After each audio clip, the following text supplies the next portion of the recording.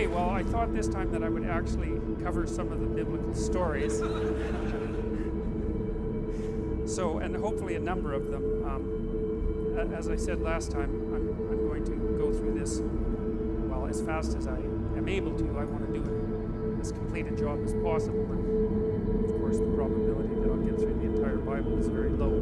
But we'll get through a lot of the major stories in the beginning of it, and that's a good start. And then, assuming that this all goes well, then maybe I'll try to do the same thing again, either in the fall or next year.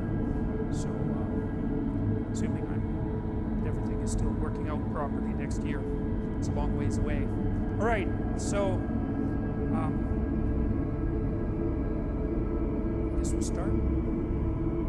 So last week, I talked to you about a line in the New Testament that was from John, and it was a line that was designed to parallel the opening of Genesis, and it's a really important line, and I thought I would re-emphasize it because the Bible is a book that's been written forward and backwards in time, in some sense, like most books, because if you write a book, of course, when you get to the end, if you're the writer, you can adjust the beginning and so on. So it has this appearance of linearity, but it isn't linear. It's like you're God, in some sense, standing outside of time. That's your book, and you can play with time anywhere along it. And the people who put the book together, or the books together, took full advantage of that, and that makes the story, it gives the story odd parallels in many, many places, in a very large number of places. And this is one of the major parallels, at least from the perspective of the Christian interpretation of the Bible, which of course includes the New Testament. And so there's this strange idea that Christ was the same factor or force that God used at the beginning of time to speak habitable order into being. And that's a very, very strange idea.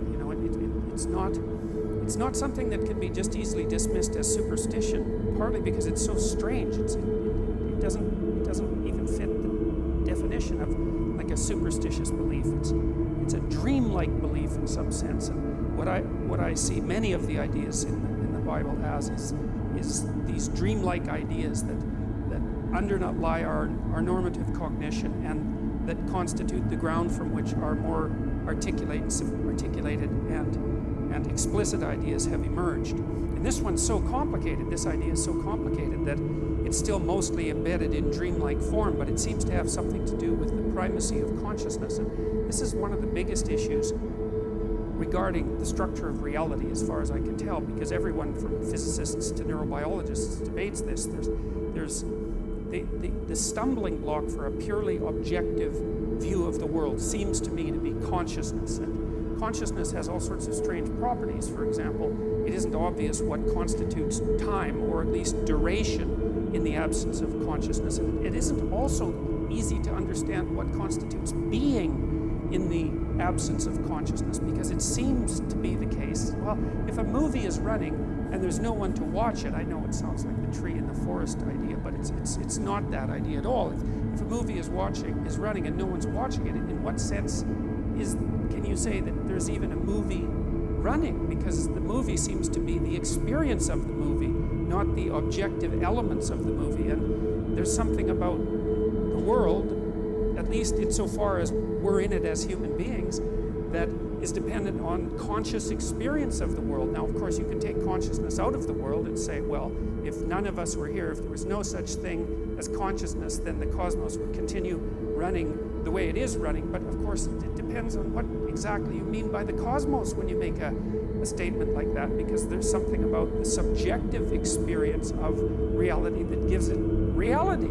Or at least that's one way of looking at it. And since we're all pretty enamored of our own consciousnesses, although they're painful because they define our being, it's not unreasonable to give consciousness a kind of metaphysical primacy. Now, and it's deeper than that, it's a deeper idea than that, because there are physicists, they're not trivial physicists like John Wheeler, who believes that in some sense consciousness plays a constitutive role in transforming the chaotic potential of being into the actuality of being. He actually thinks about it, he's not alive anymore, but he actually thought about it as playing a constitutive role. And then from the neurobiological perspective or from the scientific perspective, it's like consciousness is not something we understand. I don't think we understand it at all. It's something we can't get a handle on with our fundamental materialist philosophy. And I don't know why that is. It's quite frustrating if you're a scientist, but it isn't clear to me that we've made any progress whatsoever in understanding consciousness, even though, well, we've been trying to understand it for hundreds of years, and even though psychologists and neurobiologists and so forth have really put a lot of effort into understanding consciousness from a scientific perspective in the last 50 years. So anyways, what it seems to me is the idea that God used the word to extract order out of habitable order out of chaos in the beginning of time, which is roughly the right way of thinking about it, seems to me deeply allied with the idea that what it is that we do as human beings is encounter something like a formless and potential chaos. I mean, we're not omniscient, obviously, and we can't just do whatever we want, but we encounter a formless and chaotic potential. That's always what we're grappling with, and somehow we use our consciousness to give that form. And this is how people act. Like, if you look at how they regard themselves, it's how they act, because you say things to people like, well, you should live up to your potential. And you make a case that there's something about a person that's more than what is, that yet could be if only they participated in the process properly. And everyone knows what that means, and no one acts like a mystery has been uttered when you say that. And you can see a situation in your own life that's full of potential. You're often extremely excited when you encounter something that's full of potential, because what you see is something that could be. You see a future beckoning for you that could be if only you interacted with it properly. And it activates your nervous system, right, in a very basic way. And we even understand how that happens to the degree that we understand how the nervous system works, because the systems that mediate positive emotion, which are governed roughly by the neurochemical dopamine, and which have their roots way down in the ancient hypothalamus, a very, very archaic and fundamental part of the brain, that responds to potential, which is the possibility of accruing something new and valuable. It responds to potential with active movement forward and engagement. And so we're engaged in the world as potential, and it looks like consciousness does that. And so there's this idea that, and this is the main idea that I think is being put forth in Genesis 1. It's something like, and you see this in mythology, like from what I've been able to gather, there's always three causal elements that make up being at the bottom of world mythology. And one is the formless potential that makes up being once it's interacted with, and that's generally given a feminine nature. And I think that's because it's like the source from which all things emerge and rise. It's something like that. It's more complicated than that, but it's something like that. And then there's some kind of interpretive structure that has to grapple with that formless potential. And I think that's the sort of thing that was alluded to by Immanuel Kant when he was criticizing the notion that all of our information comes from sense data, which would be the pure empirical perspective, right? Because when you encounter the world, you encounter it with a cognitive structure that already has shape. And so it's already in you, this structure, and without that a priori structure, you wouldn't be able to take the formless potential and give it structure. And I think that's something, it's akin in some way to the idea of God the Father, and I'll try to develop that idea more. It's the notion that there's something in all of us that transcends all of us, that's deeply structural, that's part of this ancient, well, I would say evolutionary and cultural process that enables us to grapple with the formless potential and bring forth reality, roughly speaking. And then there's the final element, and that element seems to be something like consciousness itself, the consciousness that actually inheres in the individual. So it's not only that you have a structure, it's that the structure has the capacity for action in the world. And it's like you're the spirit that gives the dead structure life, something like that. And as far as I can tell, the Trinitarian notion that characterizes Christianity is something like, well, formless potential, which is never given the status of a deity in Christianity. And then the notion that there's an a priori interpretive structure that's a consequence of our ancient existence as beings. It goes back as far in time as you can go, the notion of a structure. And then the idea of a consciousness that is the is the tool of that structure and that interacts with the world and gives it reality. And that's the Word, as far as I can tell. And so the notion is that there's a Father, and that's the structure, and there's a Son that's transcendent, that characterizes consciousness itself, and that it's the Son, the speaking of the Son, that is the active principle that turns chaos into order. God, it's such a sophisticated idea as far as I'm concerned, because, well, there's something about it that's at least phenomenologically accurate, because you do have an interpretive structure, and you couldn't understand anything without it. Your very body is an interpretive structure, right? It's been crafted over, let's say, 3 billion years of evolution. Without that, you wouldn't be able to perceive anything, and it's taken a lot of death and struggle and tragedy to produce you, the thing that's capable of encountering this immense chaos that surrounds us, and to transform it into habitable order. And then there's the idea too, of course, that's deeply embedded in the first chapters of Genesis, which is a staggering idea, you know, and certainly not one that's likely, that human beings were made in the image of God, both male and female were made in the image of God. And that's, of course, a very difficult thing to understand, partly because the God that's referred to in those chapters has a kind of polytheistic element, although it's an element that's moving rapidly towards a unified monotheism. But it's not also obvious to me why people would come up with that concept, because I don't really think that when we think about each other, we immediately think God-like.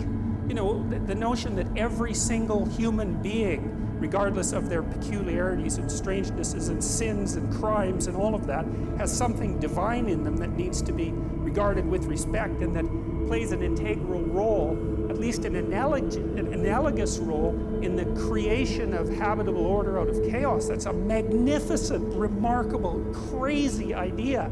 And yet we developed it, and I do firmly believe that it sits at the base of our legal system. I think it is the cornerstone of our legal system. That's the notion that everyone is equal before God, which is, of course, that's such a strange idea. It's very difficult to understand how anybody could have ever come up with that idea, because the manifold differences between people are so obvious and so evident that you could say the natural way of viewing someone is, or human beings, is in this extremely hierarchical manner, where some people are contemptible and easily brushed off as pointless and pathological and without value whatsoever, and all the power accrues to a certain tiny, aristocratic minority at the top. But if you look at the way that the idea of the individual sovereignty developed, it's clear that it unfolded over thousands and perhaps 10,000s of years before it became something firmly fixed in the imagination, that each individual had something of transcendent value about them. And man, I tell you, we dispense with that idea at our serious peril. And so, and if you're going to take that idea seriously, then, which you do because you act it out, because otherwise you wouldn't be law-abiding citizens, right? You act that idea out. It's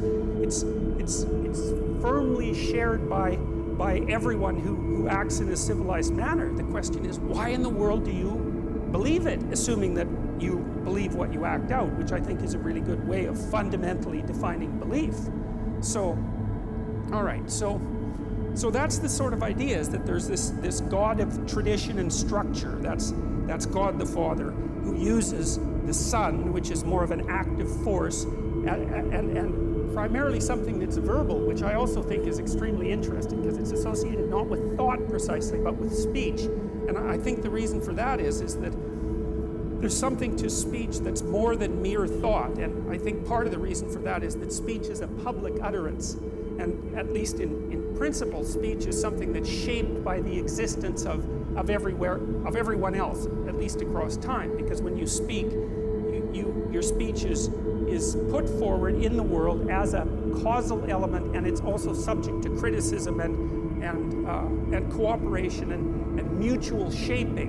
And so there's an idea here too that speech is that the cognitive processes that bring habitable reality out of uninhabitable chaos have this collective and public element, which is part of the reason, by the way, that I'm an advocate of free speech, let's say above all, because I don't think, although it is the case, for example, in the Canadian Bill of Rights, that every single right has equal value. That's the theory. It's an idiotic theory, because it's absolutely impossible for a large set of rights to have absolutely equal standards and stances. That cannot happen. There's no way that that can ever work.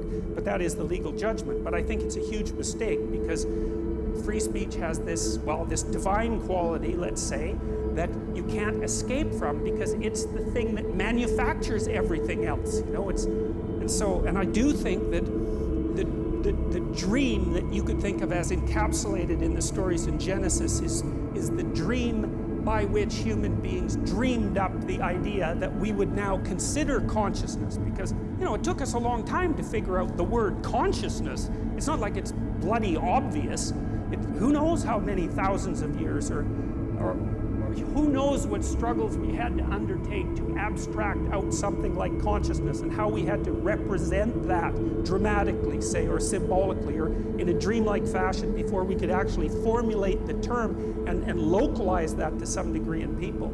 It's very sophisticated. So John makes the case that, well, there's an emanation of God, or an element of God, the transcendent consciousness, and something like that, that acts directly and in a sort of living way with the underlying potential of the world. And I think that that's phenomenologically accurate, and I do think that that's the way we regard our lives. Because, you know, when you think about it too, we tend to think that what you encounter when you're looking at the world is the material world, but that isn't how you act.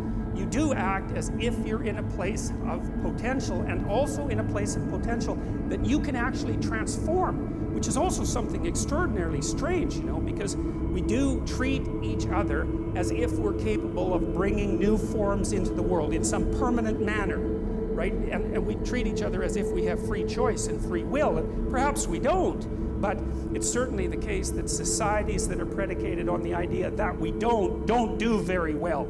And societies that are predicated on the idea that we do seem to do a lot better. Plus, people tend to get very annoyed at you if you treat them like they're automatons that lack free will. There's something that people find very, I would say, constraining, slave-like about that even, you know, that the demand that you don't have actual autonomy, and even worse, that you're not responsible for your choices. It's an insult to someone to suggest to them that they're not responsible for their choices. You know, you usually, to do that to someone from a legal perspective, you have to argue something like diminished capacity, right? Well, you're mentally ill, or you don't have the intellectual capacity, or you were addled by some substance, or you had a brain injury or something, and that's why you're not responsible for your actions. Otherwise, part of the respect that you give to another human being is the assumption that they're responsible for their actions. And some of that can be, well, if you do something bad, then you're responsible for it. But part of that too is that if you do something good, you're also responsible for that. And that also seems necessary, because, I mean, it's got to be more annoying than anything else you can imagine to strive virtuously, let's say, to produce something of extreme value, and then to be treated as if that was a mere deterministic outcome, and that your actual choices had nothing to do with that. I mean, people find that sort of thing extraordinarily punishing. And so I'm willing to, you know, I mean, I know that there are debates about all these things, and debates about free will, and debates about the nature of consciousness, but I'm trying to take a clear look at how people act and how they want to be treated, and then to trace it back to these old ideas to see if there's some metaphysical, let's say, metaphysical connection. So, all right, so here's how the book opens. In the beginning, God created the heavens and the earth. The earth was without form and void, and darkness was over the face of the deep, and the Spirit of God was hovering over the face of the waters. Now, this is a hard, what would you call, narrative section to get a handle on, because in order to understand it properly, you have to actually look behind it. So there are a lot of pieces of old stories in the Old Testament that flesh out the meaning of these lines, and I can give you a quick overview of it. One of the ideas that lurks underneath these lines, though you can't tell because it's in English, you have to look at the original languages, and of course I don't speak the original languages, so I've had to use secondary sources. Too bad for me. But the without form and void and the deep idea, you see, that's associated with this notion of endless deep potential. So for example, the words that are used to represent without form and void are something like, well, one is I'm going to get this partly wrong, tohu wabohu, and another one is teom. And it's important to know this because those words are associated with an earlier Mesopotamian word, which is Tiamat. And Tiamat was a dragon-like creature who represented the salt water. And Tiamat had a husband named Apsu, and Tiamat and Apsu were sort of locked together in kind of a sexual embrace. And it was that locking together of Tiamat and Apsu, and I would say that's potential and order, something like that, or chaos and order. They were locked together, and it was that union of chaos and order that gave rise in the old Mesopotamian myth, which is the Anu Elish, to being, to the old gods first, and then eventually, as creation progressed, to human beings themselves. And so there's this idea lurking underneath these initial lines that God is akin to that which confronts the unknown and carves it into pieces and makes the world out of its pieces. And the thing that it confronts is something like it's something like a predatory reptile, or it's something like a dragon, or it's something like a serpent. And I think part of the reason for that, and this is a very deep and ancient idea, is that this is where it gets so complicated to do the translation, is partly that is how human beings created our world. Like, we went out beyond the confines of our safe spaces, let's say, our safe spaces defined by the tree or defined by the fire, and we actively voyaged outward to the places that we were afraid of and didn't understand, and conquered and encountered things out there, like literally animals, like mammoths and snakes and predators of all sorts. And it was as a consequence of that active, brave engagement with the domain of what we did not understand, the terrifying domain of what we did not understand, that the world in fact was generated. And that idea lurks deeply inside the opening lines of Genesis. And it's a profound idea in my estimation. And I think also that the way our brains are structured, and this is something that I'm going to try to develop more today, is that the ancient circuits that our ancestors used to deal with the space beyond which they had already explored, so that would be home territory. So that's that unknown territory that's characterized by promise, because there are new things out there, but also by intense danger, right? Because we're prey animals, especially millions of years ago when we were very young. We had to go out there and encounter things that were terribly dangerous, and there was a kind of, let's say, paternal courage that went along with that, and it was the spirit of paternal courage that enabled the conquering of the unknown. And there's no difference between the conquering of the unknown and the creation of habitable order. And the thing is that as our cognitive faculties have developed to the point where we're capable of very high levels of abstraction, the underlying biological architecture has remained the same. And so I don't think that it's too much to say at all that the circuits that engage you, for example, when you're having an argument about something fundamental with someone that you love, and so you're trying to structure the world around you jointly to create a habitable space that you can both exist within, you're using the same circuits, the abstracted version, you're using the same circuits that our archaic ancestors would have used when they went out into the unknown itself to encounter beasts and predators and geographical unknowns. It's the same circuit. It's just that we do it abstractly now instead of concretely. But of course it has to be the same circuit, because evolutionary is a very conservative force. And what else would it be? And this is also why I think it's so easy for us to demonize those people who are our enemies, because our enemies confront us with what we don't want to see. And because of that, our first response is to use snake detection circuitry on them, and that accounts for our capacity, almost immediate capacity, to demonize. And there's a reason for that. It's not a trivial thing. First of all, it's a very fast response, and second of all, it's a response that has worked for a very, very, very long time.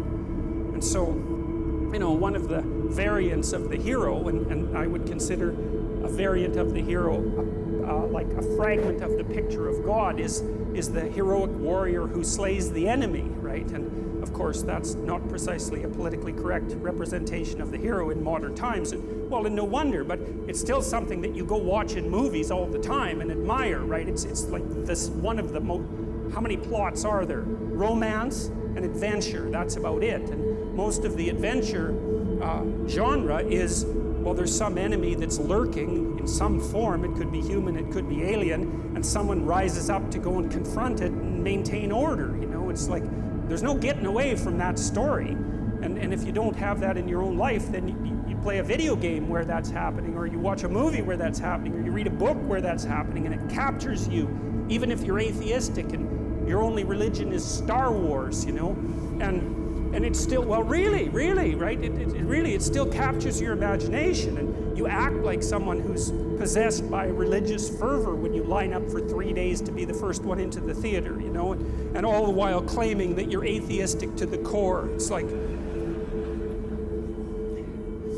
okay, so this without form and void is this chaotic, and it's a hard thing to get a grip on, you know, what exactly this means. But I can give you another kind of example of how you would experience the formless chaos of potential in your own lives, and even how the order that you currently inhabit can dissolve into that. And you know, in Dante's Inferno, when he outlined the levels of hell, so Dante was trying to get to the bottom of what constituted evil, really, in this representation. So it's a work of psychology, and he was thinking, well, there are various ways to behave reprehensibly, but there's a hierarchy of reprehensible behavior, and there's something absolutely the worst at the bottom.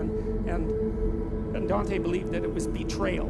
And I think that's right, because, you know, one of the things that enables long-term cooperation, peaceful cooperation between people is trust. And I would also say that trust is the fundamental natural resource. So there's been some very good books written on the economic utility of trust, for example, in societies where the default economic presupposition between trading partners is trust tend to be rich, even if they don't have any natural resources. And you can see that, for example, with what happened with eBay, which I think was a kind of miracle, because what should have happened with eBay was that you sent me junk and I sent you a check that bounced, right? And that was the end of eBay. But right, exactly. But that isn't what happened. Like the default transaction on eBay was so honest that the brokers, you could hire brokers to begin with. I can't remember what they were called exactly, but you could pay someone a fee so that they would guarantee the transaction. So, you know, you wouldn't send me junk and I'd actually send you a payment, and we'd pay 10% for someone to guarantee that. The default trade was so honest that those things vanished right away. And so that meant that all this frozen capital, roughly speaking, which were all the junk that people had lying around that someone else might want, instantly became money. And the only reason that worked was because people trusted one another. And so trust is unbelievably powerful economic force, maybe the most powerful economic force. Anyways, if you have a relationship with someone, it's predicated on trust. Part of the reason for that is that trust is what enables us to look at each other without running away screaming. And what I mean by that is that if I trust you, then I don't have to take into account how complicated you are, because you're horribly complicated. You know, I think chimpanzee full of snakes, that's what a human being is. And as long as you'll do what you say you'll do, then I can take you at your word. And your word simplifies you, and you can take me at my word, and my word simplifies you, and then we can act like we understand each other even though we don't. But then if that trust is betrayed, then all the snakes come forth very, very rapidly. And so all of you, I suspect, have been betrayed one way or another. And so what happens, if you're in a relationship with someone and you trust them, then you make certain assumptions about the past, and you make certain assumptions about the present, and you make certain assumptions about the future. And everything's stable, and so you're standing on solid ground. And the chaos, it's like you're standing on thin ice. The chaos is hidden. The shark beneath the waves isn't there. You're safe. You're in the lifeboat. But then if the person betrays you, like if you're in an intimate relationship and the person has an affair and you find out about it, then you think one moment you're one place, right? You're where everything is secure because you've predicated your perception of the world on the axiom of trust. And the next second, you're in a completely different place. And not only is that place different right now, the place you were years ago is different, and the place you're going to be in the future, years hence, is different. And so all of that certainty, that strange certainty that you inhabit, can collapse into incredible complexity. And you say, well, if someone betrays you, you think, well, okay, who were you? Because you weren't who I thought you were. And I thought I knew you, but I didn't know you at all. And I never knew you, and so all the things we did together, those weren't the things that I thought were happening. Something else was happening, and you were someone else. And that means I'm someone else because I thought I knew what was going on, and clearly I don't. I'm some sort of blind sucker or the victim of a psychopath, or someone who's so naive that they can barely live. And I don't understand anything about human beings, and I don't understand anything about myself, and I have no idea where I am now. I thought I was at home, but I'm not. I'm in a house, and it's full of strangers, and I don't know what I'm going to do tomorrow or next week or next year. It's like all of that certainty, that habitable certainty, collapses right back into the potential from which it emerged. And that's a terrifying thing. That's a journey to the underworld from a mythological perspective. And that is really something worth knowing, because, journeys to the underworld are extraordinarily common in mythological stories. And, like the Hobbit going out to find the Smaug, the dragon, and get the gold is a journey into the underworld. Journeys to the underworld happen all the time, and modern people don't understand what the underworld is, except that we've all been there, and we go there all the time. And we go there every time the solidity and stability of the world that we've erected, at least partly through our speech, is shattered because, some sort of snake appears. That's another way of thinking about it, and it's a really good way of thinking about it, because, no matter how carefully you construct the little habitable area that's around you, there's always something you didn't take into account, and there's always something that can pop up its head and do you in and make you aware of your mortality and age you, for that matter, or even kill you. And that's the permanent situation of life, which is part of the reason why I think the story of Adam and Eve, for example, is archetypal. It's because we do inhabit walled gardens, right? Because a walled garden is half structure, society, and half nature. That's what a walled garden is. And a walled garden is a place of paradise and warmth and love and sustenance, but it's also the place where something can pop up at any moment and knock you out of it. And I think part of the reason that story exists at the beginning of this collection of books is because it explains the eternal situation of human beings. We're always in that situation. We're in a walled garden, or we bloody well hope we are, but there's always a snake. And then it's even worse, because if there is a snake, we're exactly the sort of creatures who are going to do nothing but go and interact with that snake the second that we can manage it. It's definitely the case that if you want a human being to muck around with something, the best thing to do is to tell them not ever to do it, have anything to do with it, which is, of course, something you know if you have teenagers, or even children, or if you know anything about yourself or your partner. So these stories are trying to express what you might describe as an unchanging, transcendent reality. It's something like what's common across all human experience across all time. And that's what Jung essentially meant by an archetype. And you could say, well, we tend to think that what we see with our senses is real. And of course that's true, but what we see with our senses is what's real that works at the time frame that we exist in, right? And so we see things that we can touch and pick up. We see tools, essentially, that are useful for our moment-to-moment activities. We don't see the structures of eternity, especially not the abstract structures of eternity. We have to imagine those with our imagination. Well, and that's partly what these stories are doing. They're saying, well, there's forms of stability that transcend our capacity to observe, which is hardly surprising. We know that if we're scientists, right? Because we're always abstracting out things that we can't immediately observe. But there are metaphysical or moral realities or phenomenological realities that have the same nature, that you can't see them in your life by observing them with your senses, but you can imagine them with your imagination. Though sometimes the things that you imagine with your imagination are more real than the things that you see. Numbers are like that, for example. I mean, there's endless examples of that. And I would say, well, this is also a good way of thinking about fiction, because a good work of fiction is more real than the stories from which it was derived. Otherwise, it has no staying power, right? It's distilled reality, even though, in some sense, it never happened. It's like, well, it depends on what you mean by happened. It's a pattern that repeats in many, many places with variation. You extract out the central pattern. It's the pattern purely never existed in any specific form, but the fact that you've pulled a pattern out from all those exemplars means that you've extracted something real. And I think the reason that the story of Adam and Eve, which we'll talk about in quite a bit of detail today, has been immune to being forgotten is because it says things about the nature of the human condition that are always true. I can give you another brief example. Like people have a lot of guilt. There's a line of social psychology that claims that most people feel that they're better than other people. Like, I just don't buy that. That isn't what I've seen in my life. And maybe I'm a bit biased because I'm a clinical psychologist and I see more people who are overtly suffering, maybe, than people do in general. Although I'm not so sure about that, because you don't have to scratch very far beneath the surface of most people's lives before you find something truly tragic. And I don't mean the sort of tragedy that you whine about. I mean, your mother has Alzheimer's, or your best friend committed suicide, or you have a close relative with cancer, you have a sick child, or there's something wrong with you, because almost everyone has at least one really terrible thing wrong with them. And if you don't, hey, you will.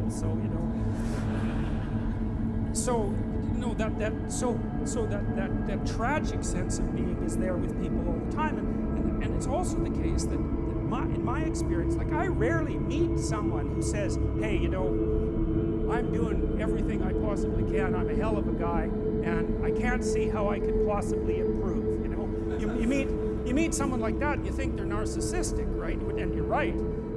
But most people don't feel that way. They feel like they could do a hell of a lot better than they are, and they're quite acutely aware of their faults, and they don't feel that they're what they should be.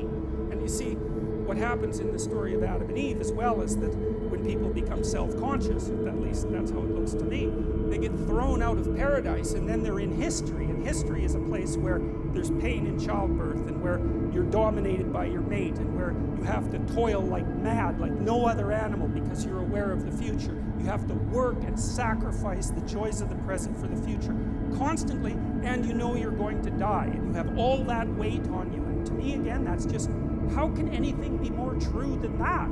That's just, as far as I can tell, that's just how it is. Unless you're naive beyond comprehension, there's something about your life that is echoed in that representation. And why it is that, we're such strange creatures because we don't seem to really fit into being in some sense, and that's also what's expressed in the notion of the fall. The existentialists said, well, people feel like they have a debt that they have to pay off to existence for the crime of their being, something like that. And maybe it's because we're acutely aware that we have to offer something of value to the people around us so that they can tolerate us, while we're going about our business. But it seems deeper than that, is that human beings seem to exist in a post-cataclysmic world. And that's exactly also what's represented in Genesis. And it's very interesting because, there's, in the Adam and Eve story, there's two catastrophes, essentially. There's the catastrophe that occurs when Adam and Eve wake up, which we'll talk about in detail, and become self-conscious and know that they're naked. And their eyes are open, right? So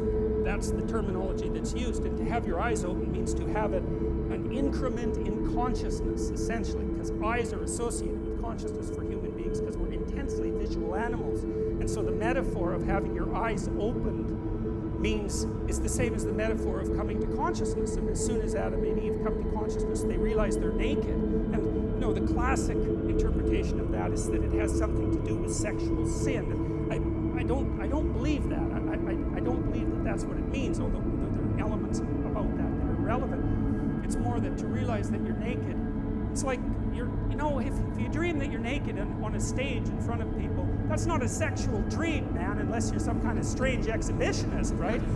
It's you want to cover yourself up and get the hell off that stage as fast as possible.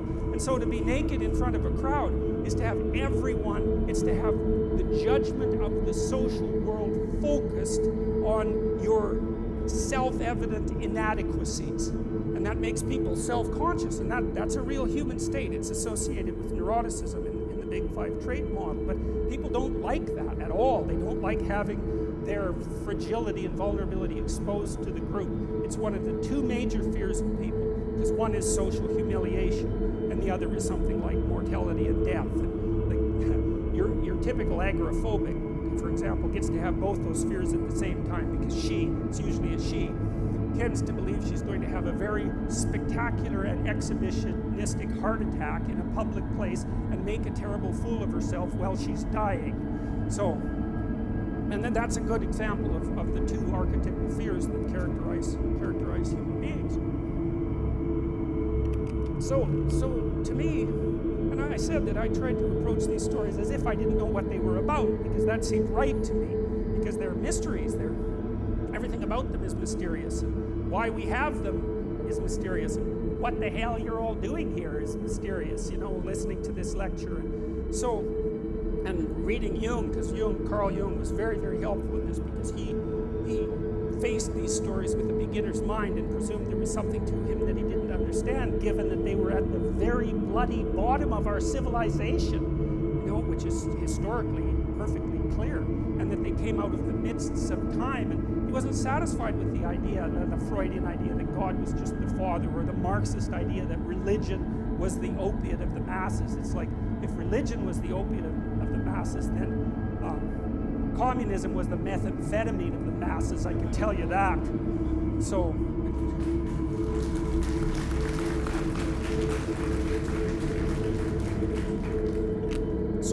you've been betrayed by someone, and so you fall into that underworld of doubt about everything. And it's a serious place to be in that underworld, because not only do you not know where you came from or who you are or where you're going, that's bad enough.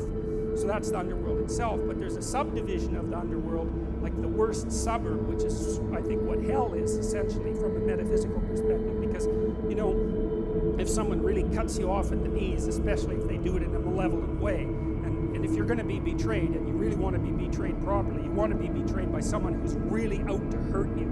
They just weren't being stupid. They were, like, after you for whatever reason. And then that's also, you plunge into that underworld space, and that's also when you start to nurse feelings of resentment and aggrievement and murder and homicide, and even worse, because if people are betrayed enough, they start to obsess about the utility of being itself, and perhaps go to places that no one would ever want to go if they were in their right mind, and to develop and nurse fantasies of the ultimate revenge. And that's a horrible place to be, and that's hell as far as I can tell. And that's why hell has always been a suburb of the underworld, because if you get plunged into a situation that you don't understand and things are not good for you anymore, it's one step from being completely confused. It's only one step from being completely confused to being completely outraged and resentful, and then it's only one step from there to really looking for revenge. And that can take you places that merely to imagine properly can be traumatic. And I've seen that happen with people many times. And I think that anybody who uses their imagination on themselves can see how that happens, because I don't imagine there's a single person in the room that hasn't nursed fairly intense fantasies of revenge, at least at one point in their life. And usually, for what appear to be good reasons.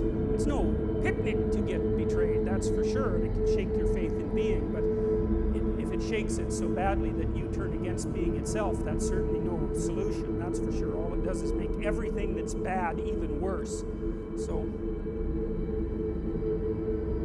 Okay, now, and God said, let there be light, and there was light, and God saw that the light was good, and God separated the light from the darkness. And so that's another fundamental separation, right? Light and darkness, those are in some sense the two of the fundamental elements of our conscious being, because of course when it's light, we're awake and conscious because we're diurnal animals, and when it's night, well, then we're asleep. So our existence is bounded by light and darkness. We're up and alert when it's light, and that's partly because we're highly visual animals, right? Unlike most animals, because most animals use smell, we use vision. We're very strange that way.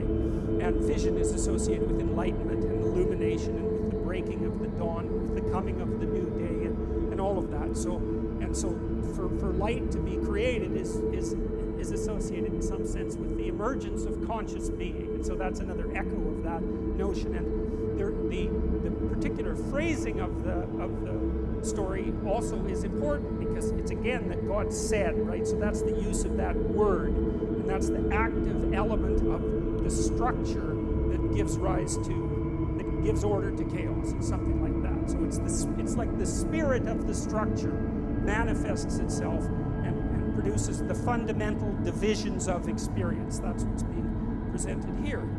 And God separated the light from the darkness. He called the light day, and the darkness he called night. And again, the fact that things are named is also very important. So you see this later with Adam, because God gives Adam the job of naming all the animals. And it's sort of like the animals don't actually exist in some sense till they're named. And that's another indication of the authors of the Bible's attempt to come to terms with the fact that our cognitive faculties and our ability to speak have something to do with the way that we cast chaotic potential into actuality, right? Because we can't really get a grip on something before we have a name for it, which is why, for example, we all have names, and everything that you encounter has to have a name, because before it has a name, it's just kind of part of the blurry background. It's something like that. And you could say it exists before it has a name, and that's true, but it's also true that it doesn't exist before it has a name, because as soon as you give something a name, its nature changes, and you've transformed it into something that's not so much mere potential anymore, but it's at least on its way to being actuality. It's on its way to being a tool. And so the act of naming is repeated continually in the first chapters of the Bible, and the reason for that is this continued emphasis on the importance of consciousness and conscious articulation and speech. You know, and speech is really something that does separate us in an important way from animals. You know, like we haven't got very far teaching animals how to speak. The best we've managed so far is some parrots, right? There's a gray African parrot. There's one of them that got up to about a 4-year-old level, and that's mind-boggling, because like, how big is the brain of a parrot? It's like that big, and that bloody thing can talk, and so that shows you how much we know about brains. But I know they're small and all that, and we tried teaching chimpanzees to talk, and they could kind of get somewhere with sign language, especially if you started when they were young, but they don't have the capacity for language like we do, and they were never able to really pass it on to the next generation, which is obviously a critical element of really having that ability. So human beings, we've used our linguistic capacity to parse up the world in a new way and to conceptualize it in a new way. And you know, you can say that we're just like ants on this little trivial planet out on the edge of one of 100 million galaxies, and that what's happening here has no cosmic significance. But that's an arbitrary proposition, you know. I mean, we're very complicated things, and whatever's going on this planet has to do with conscious reality, and the transformations of consciousness, for all we know, might be the most important things that happen everywhere. There's no reason to consider consciousness a trivial phenomenon. I mean, it's taken 3.5 billion years for you to develop the brain that you've developed. And human beings are amazing creatures. I mean, just a casual walk through YouTube and all those crazy kids that climb cranes and do that. What's that?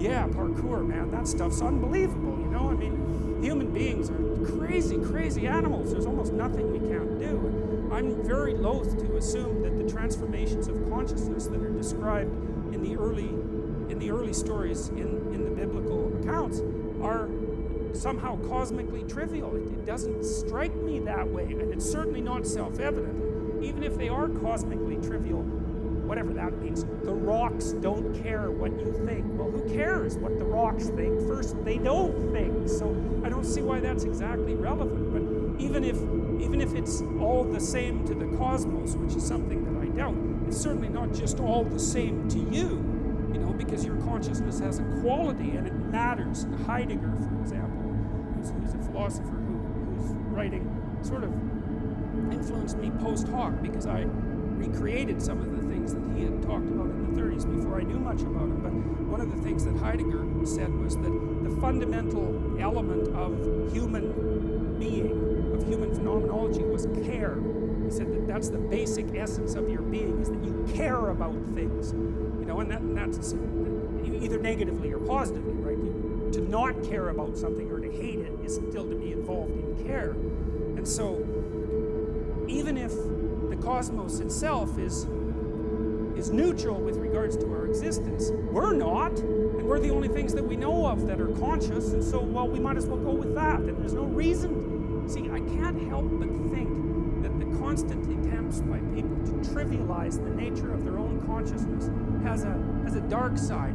I'm a psychoanalyst, and so I always think that way. It's like, Well, first of all, if you as a being don't matter, then you don't have to do anything. It's a great justification for total lack of responsibility. And that really twigs something for me, because, people who are bent, let's say, or vengeful or angry, are always looking for a reason why they don't have to be responsible for anything. Plus, it's a lot easier. And so the notion that consciousness is trivial immediately allows you to wander down that path. And so I'm skeptical of those claims. And I also think that there's a deep hatred of humanity that underlies those claims as well. And I read my YouTube comments sometimes, I've always been annoyed that, because I've heard like sort of radical, clueless environmentalists say things like the planet would be better off without people on it, which is something that, like, you just cannot say that.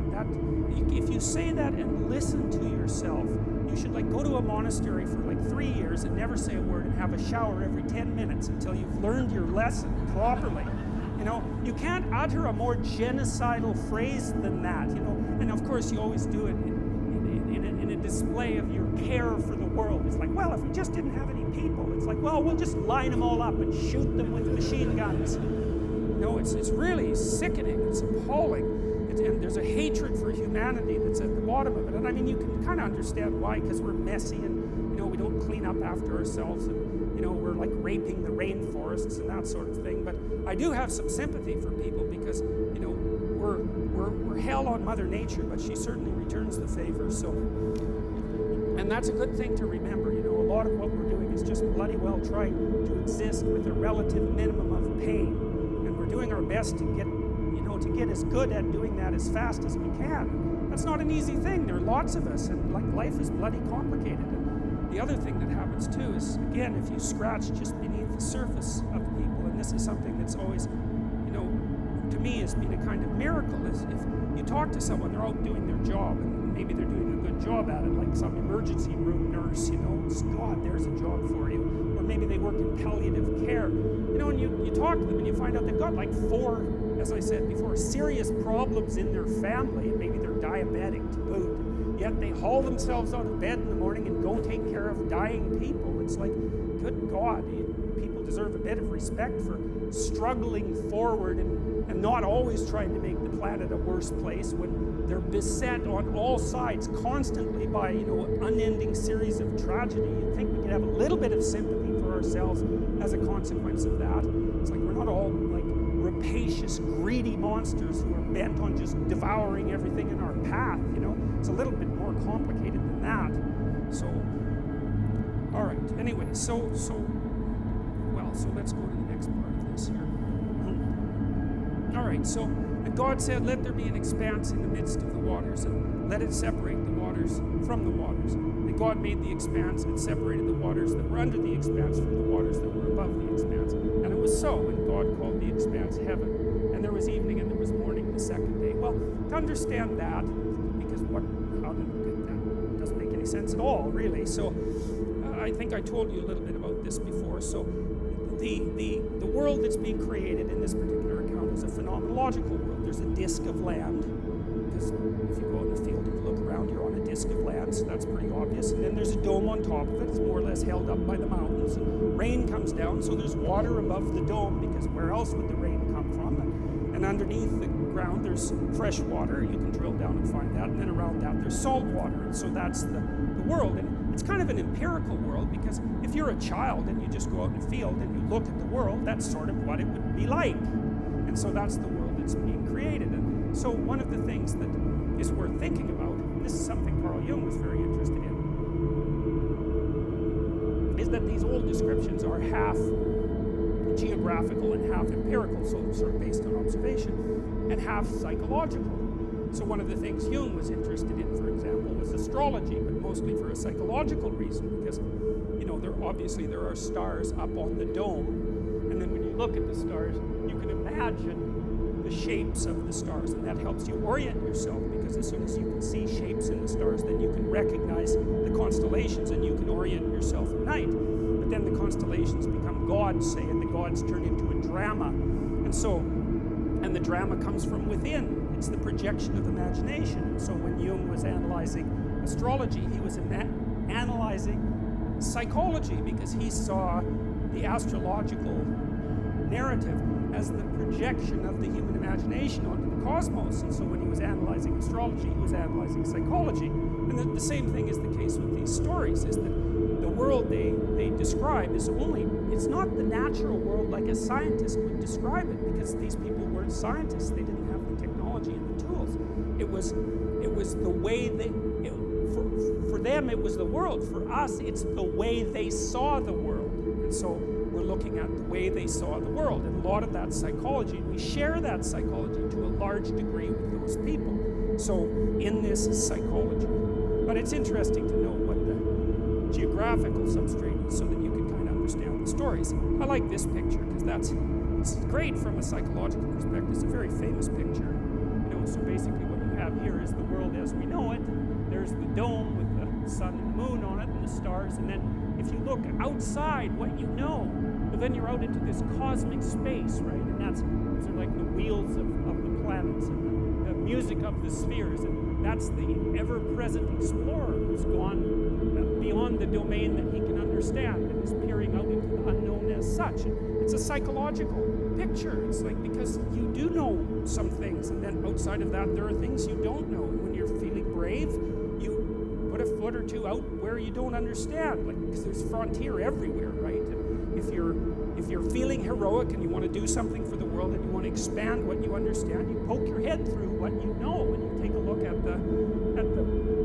whatever structure is out there. And he's pretty smart, because most of it is still where it's safe. And I would say that's a good thing, because if you jump right out there, well, then maybe you fall off the edge of the earth, and I wouldn't precisely recommend that, especially if you do it accidentally. And to me, this is a recreation of the Taoist yin-yang symbol, with the white paisley here, and that's what you know, and the dark paisley serpents really there, and the right place to be is right on the line between them, because you've got one foot where you understand, that gives you security, and then but it's kind of dull, because hey, you know everything that's going on there, and that isn't what people are like. They don't want just security. Dostoevsky said that in Notes from the Underground, a great book. He said, I love this. It was an early criticism of the notion of a political utopia. He said, look, if you gave people everything they wanted, they had nothing to eat but cake, and nothing to do but sit in warm pools and busy themselves with the continuation of the species. That was his lines. That the first thing they would do, well, maybe after the first week, was like go kind of half insane and smash everything up just so that something that they didn't expect would happen, so that they'd have something interesting to do. And it's so right, because the utopian notion that if you just had all the material stuff you wanted, that you'd be, well, what would you be? What would you do? Would you just sit on the couch and watch TV? I mean, you'd be, I don't know what, you'd be cutting yourself just for entertainment in no time flat, and that's the sort of thing that people do. So we're not adapted for security and utopia. We're adapted for a certain amount of security because, we are vulnerable, but mostly we want to have one foot out where we don't know what the hell is going on, because that's where you're alert and alive and tense and with it. And I believe this, and I believe it actually has something to do with the hemispheric structure of the physiology of your brain, is because the right hemisphere looks roughly adapted to what you don't know, and the left hemisphere, this is an oversimplification, but a useful one, is adapted to the world that you do know, and the right place for you to be is halfway between them, because you can tell that's what's so cool, and this tells you that this is actually reality that's manifesting itself to you. That sense of active engagement you have in the world when things are working well for you, where you should be at the right time. You're alert and on top of things and engaged, and you don't have much of a sense of time, and the sense of the tragedy of life sort of recedes, and that's when you've got one foot where it's secure and one foot out in the unknown, and your brain signals to you that you're in the right place by making what you're doing meaningful. And that sense of meaning is actually a neurophysiological signal that you've got the forces of the cosmos properly balanced in your being at that moment. And that's why it feels so good. What else could it possibly be? I mean, our brain is capable of looking beyond our vision. That's what it's for. And that sense of engagement, there's no reason to assume that that's anything but a real signal. And you can reduce it. You could say, well, the problem with being where you know only is that you don't know everything, and that's going to be a problem in the future. And the problem with being where you know nothing is that's just too much, man. Like, you go into panic mode, and because anything can happen there and you can't handle it. So you got to mediate between those two things. You want to be secure enough so that your physiology isn't revving out of control, and you want to be out there in the unknown enough so that you keep updating yourself constantly. And that's the place where information flow is maximized. And you know that because that's where you are when you're having a really interesting conversation with someone, where you're gripped by a book, or you're really into a movie, or maybe something that you do as apart from your work, or maybe even in your work, you're into it. And that's because you are in the right place at the right time, and your whole nervous system is signaling that to you. And I would say that's the sort of place that you should be all the time. And of course you can't be, because no one's perfect, but that's the recreation of paradise on earth. It's something like it, because you are in the right place at the right time when that is happening, subject to certain, what would you say, restrictions that we could talk about later. Well, that's what this guy is doing, and that's, I would say, akin to the action that God is taking when he's transforming the chaos of potential into habitable being. And it's the sort of thing that human beings are supposed to act out. And God said, let the waters under heaven be gathered together into one place, and let the dry land appear. And it was so. God called the dry land earth, and the waters that were gathered together he called seas. And God saw that it was good.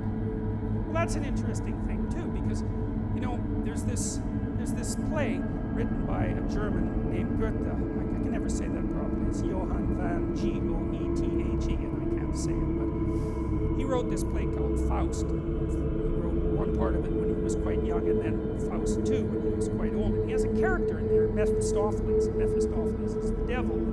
He actually has the devil explain himself twice, basically using the same words, which I really like. It was very profound. And basically, Goethe's Mephistopheles says, he's the adversary of the Word.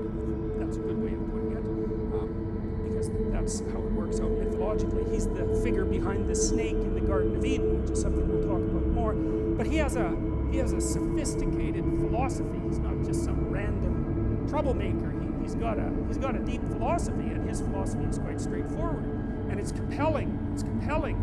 And people are gripped by it quite often, far more often than they think. His philosophy is, well, look around at the world. It's like Ivan Karamazov, the brothers Karamazov, when he's trying to disabuse his younger brother of being a Christian monk.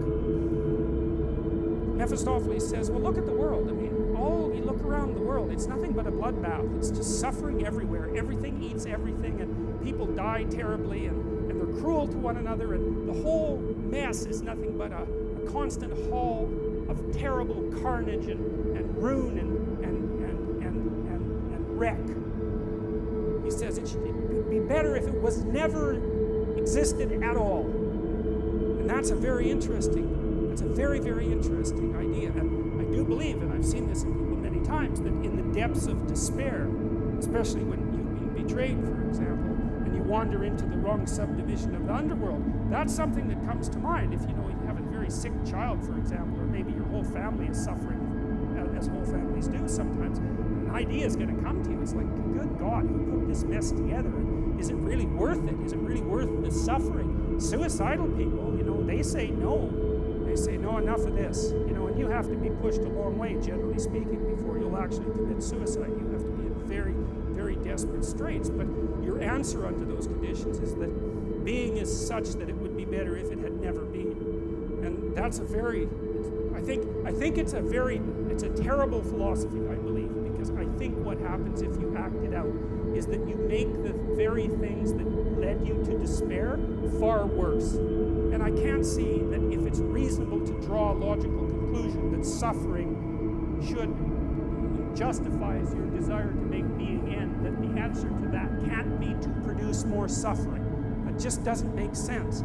And my observation has been that people who act out the Mephistophelian philosophy inevitably make suffering far worse. And then that raises the other specter of, well, do they want being just to cease, or are they just out for bloody revenge at any cost? And my conclusion has always been that, is that the mask is, well, being shouldn't exist because it's too terrible, but the true motivation is I'm going to make everyone suffer as much as I possibly can before I say goodbye to this place. If you read the writings of people like the kids who showed up at the Columbine High School, they'll tell you exactly that that's precisely and exactly what they concluded and then acted out. So anyways, but in this, God says that it was good. And I thought about that a lot. It's like, because the question is something like, well, is something better than nothing? Because that's a really good question. And I thought about two things in relationship to that. And one is, well, maybe it depends on how it is that you are, right? Because it could be that there are ways of being in the world that justify the world, and there are ways of being in the world that make the world unbearable. And I believe that the narrative that runs through the biblical stories is precisely a dialogue between those two types of being. And the optimistic part of the story is that being requires limitation and suffering. There's no escape from that. But there are modes of being that allow that to be perhaps even more than tolerable. Perhaps there are modes of being that allow that to be good. And it's a straight and narrow road. It's a very difficult road to tread. So I think, well, that's possible. You know, I'm not an optimist by nature, but that's one of the things that I've conceptualized and read about that I actually find plausible, because it's certainly the case. Everyone knows this, that there are ways that you can act that make things worse. Everyone knows that. And so if that's the case, there has to be the opposite, right? There has to be ways that you could act that make things better, and obviously you can act in ways that make things really way worse. And so the question is, well, are there ways that you can act that make things really much better? And I think that's the question, is can we have our cake and eat it too? Can we have the being that requires limitation and suffering, and also simultaneously transcend that by our mode of being? And I believe that the biblical stories, and perhaps not only the biblical stories, but the biblical stories are one of the human imagination's best attempts to address and answer that question. That's what the entire story is about. So the first of it is the catastrophe of the collapse of self-consciousness and the entrance of humanity into history. And the rest of it is, okay, now we're in history. Now we know that we're going to die. We know about our mortality. We're conscious of our own being. Is there a mode of acting in the world that allows that to be justifiable, or maybe even more, that allows that to be triumphant? And then I would also say, maybe it's worth finding out, you know. That's the other thing that's so interesting, because you've got this short time on Earth, and there's lots of things that are very, very difficult to contend with, and you have the problem of tolerating yourself even in all your insufficiency. And one of the things that seems to me to be the case is that if you adopt a sufficiently profound mode of being, if you attempt to do that, then the mere act of lifting up that weight is enough to justify the fact that you're insufficient and mortal and bound by tragedy. And I believe that, and I believe people believe that, because if you watch how people act, they look for people they admire. And they do admire people, right? It's a natural phenomenon. You see it starting with children. Children admire and then they imitate. And we look to people who seem to be able to bear the burden of being in a heroic manner, and there's something inside of us that calls to that, and it makes us want to mimic that and to follow it. And I think that that's the deepest and most profound of instincts, and I think it's right. And even if you're not so convinced on the positive end, you know, because it's more difficult to be convinced of the positive, you can certainly be convinced on the negative end, because there are ways of being that are so brutal and so reprehensible that merely to read about them is enough to traumatize you. And I think that if you're a person who hasn't lost their soul completely, you can't help but encounter stories like that and shudder away from them. You know, Alexander Solzhenitsyn was the person who did most to unmask the absolute horrors of communist totalitarianism, said that he believed that the Nuremberg judgments were the most important event of the 20th century, and that was the judgment at the end of World War II, that there were certain actions that no one was to undertake, no matter what their cultural background was, because they were, let's say, crimes against humanity, that there was such a thing as universal evil. And you can debate that, you know, I mean, and people certainly have, but the problem is if you debate that, then you have to say that there are conditions under which the sorts of things that happen, say, in the concentration camps, which would be the gassing of children after their torture and their forcible removal from their parents and all the terrible things that went along with that, that's just okay. It's just an opinion. It's just something that happened, and there are circumstances under which that's justifiable. If there's no transcendent good and evil underneath that argument, it's only a matter of practicality. And it seems to me that that's not the right conclusion to draw. That's how it seems to me, and that's what Solzhenitsyn concluded when he looked at the Nuremberg trials. So the notion that it was good, well, even if you don't believe that, and because maybe it's not as good as it could be, I would say it's incumbent on you as someone who participates in the process of furthering creation to act as if it could be good, at least, and to further that with all of your efforts. Partly because what the hell else do you have to do that could possibly be better than that could possibly justify your existence more than that? And you know perfectly well, if you have any sense at all, if you think clearly about it at all, is that that's what you want to see in everyone else. It's you're desperate and maybe you're cynical, and now and then someone appears that acts at least momentarily like a light in the darkness, and that lifts your spirit up and gives you a little bit of hope and maybe helps you continue on. Well, that's obviously a call to being. It's a statement from your old soul that says, well, there's something about that's how you should be. And maybe then, well, we get a chance to participate in what is good. I've thought too, well, we'll leave that for a little later. And God said, let the earth sprout vegetation, plants yielding seed and fruit trees bearing fruit, in which is their seed, each according to its kind on the earth. And it was so. And the earth brought forth vegetation, plants yielding seed according to their own kind, and trees bearing fruit, in which is their seed, each according to its kind. And God saw that it was good. And there was evening and there was morning, the third day. I like that. You see, it's interesting, these old pictures, because if you look here, you've got this halo around God's head, and you've got the split again between night and darkness, and God's right on the border between the two. And that's the sun, right? That's what a halo is. A halo is the sun or the moon. Sometimes it's like a coin.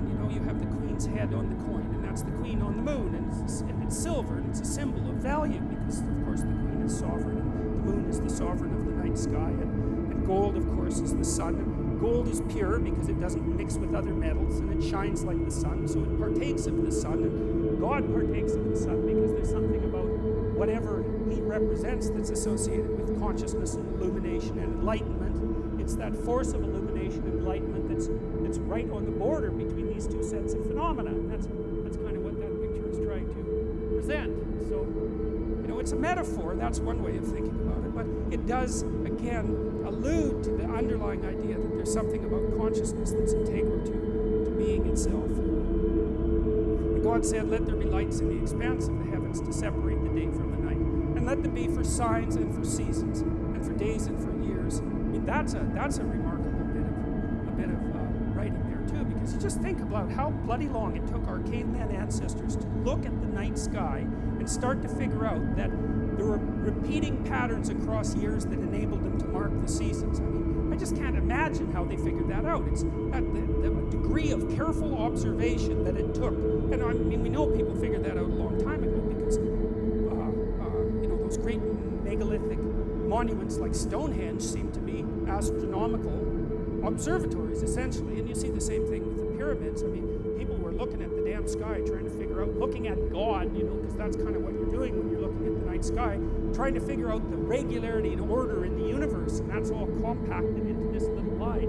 And let them be for signs and for seasons, to be oriented by the stars. Amazing. And then let them be lights in the expanse of heavens to give light upon the earth. And it was so. And God made the two great lights, the greater light to rule the day, and the lesser light to rule the night, and the stars. And God set them in the expanse of heavens to give light on the earth, to rule over the day and over the night. And so there's an idea of sovereignty there too, right?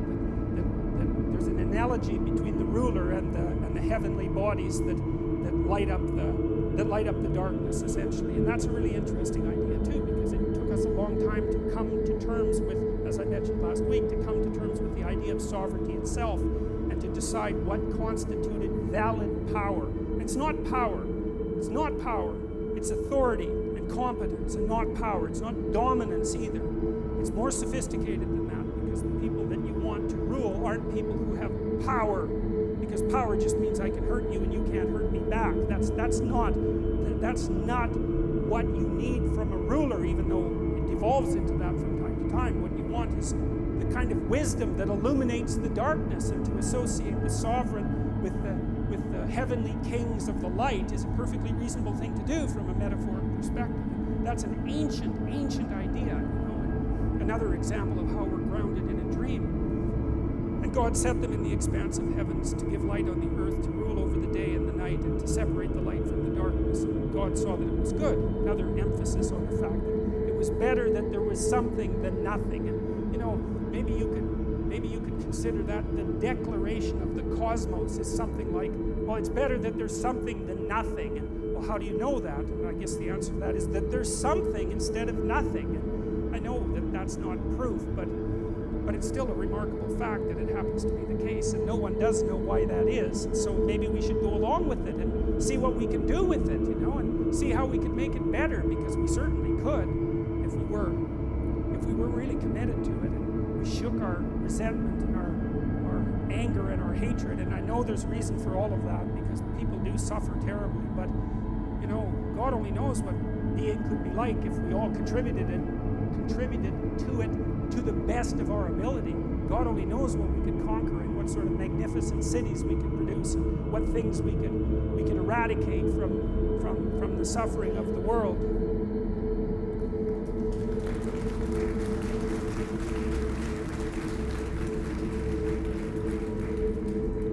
And there's this guy I read about. This is amazing, and I don't remember his name, but he found out about this worm that was called the guinea worm. Guinea worm is a really horrible thing, and you can look it up if you want, but I'll tell you a little bit about it, even though it's very distasteful. So, a guinea worm is a parasite that lives in Africa, and it burrows under your skin, and it's quite long. It's about that long, and it's about that wide, and so it'll burrow underneath your leg, and then it's in there.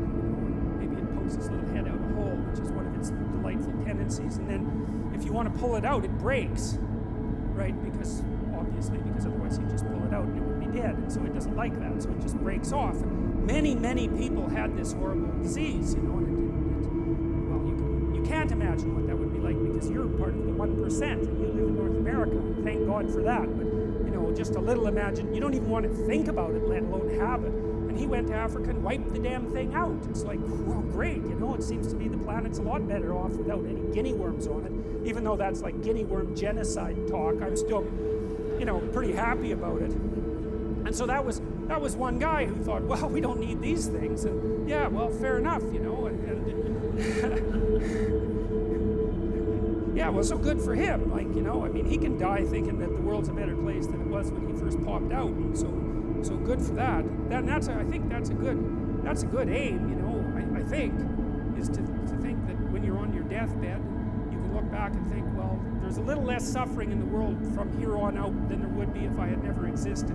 That's a lot better than the opposite, because it's certainly possible, say, if you're Stalin, to ensure that there's a hell of a lot more suffering in the world than there would have been if you hadn't lived. And we perfectly well know that people can manage that, and that many people try to do nothing but manage precisely that. So, and it's hard for me not to think about that as some sort of metaphysical evil, and I think it's the right way to look at it. And there was evening and there was morning, the fourth day. So you have the sun here, and then the moon here, as far as I can tell. Yeah. Actually, I think this is the moon over here. But so, yeah, and that's part of the Sistine Chapel, which is absolutely remarkable.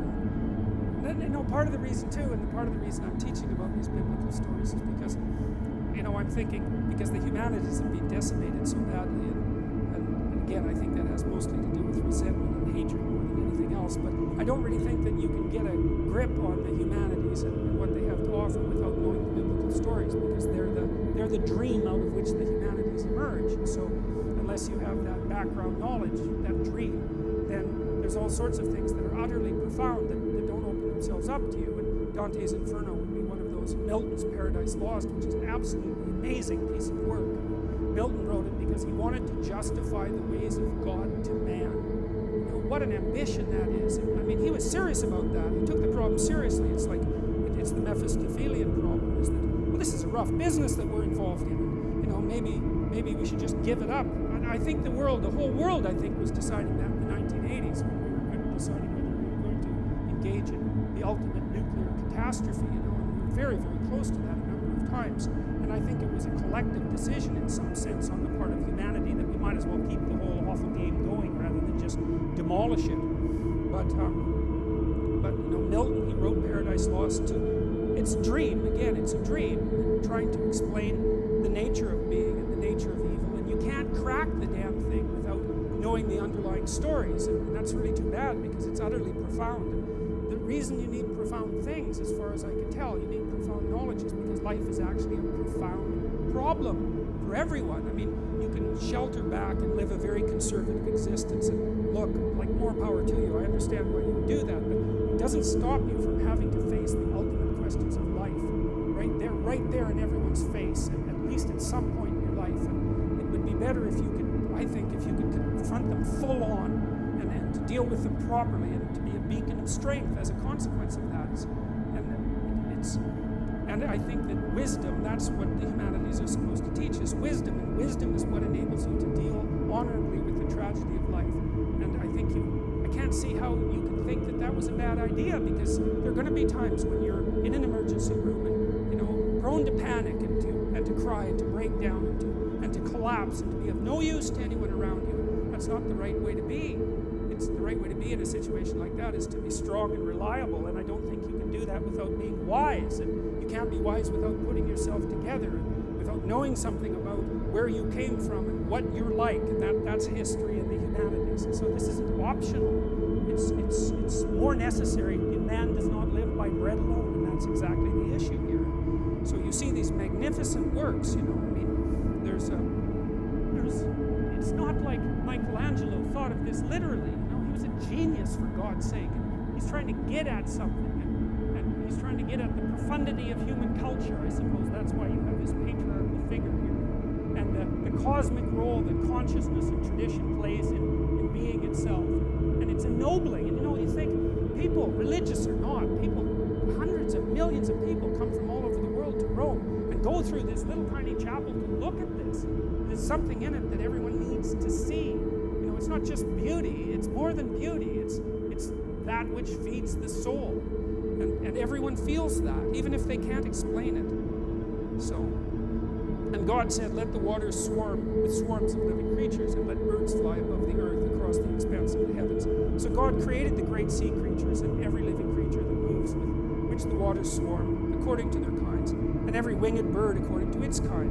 And God saw that it was good. And God blessed them, saying, be fruitful and multiply, and fill the waters in the seas, and let birds multiply on the earth. And there was evening and there was morning, the fifth day. And God said, let the earth bring forth living creatures according to their kinds, livestock and creeping beasts, creeping things and beasts of the earth according to their kinds. And it was so. And God made the beasts of the earth according to their kinds, and the livestock according to their kinds, and everything that creeps on the ground according to its kind. Kind, right? That's kin, right? And to be kind is to treat others as if they're your kin. And so, according to its kind. And God saw that it was good. That's continually represented over and over. God said, that's the thing that calls being into existence. And God said it was good, and that's the fundamental judgment about the nature of reality. And, you know, one of the things that happens in the translation, in the movement, let's say, from the Old Testament to the New Testament, is God is obviously blessing creation in the beginning of this story. And then you have Old Testament God, and like, don't mess around with him, right? Because he'll give you good smiting if you get out of line.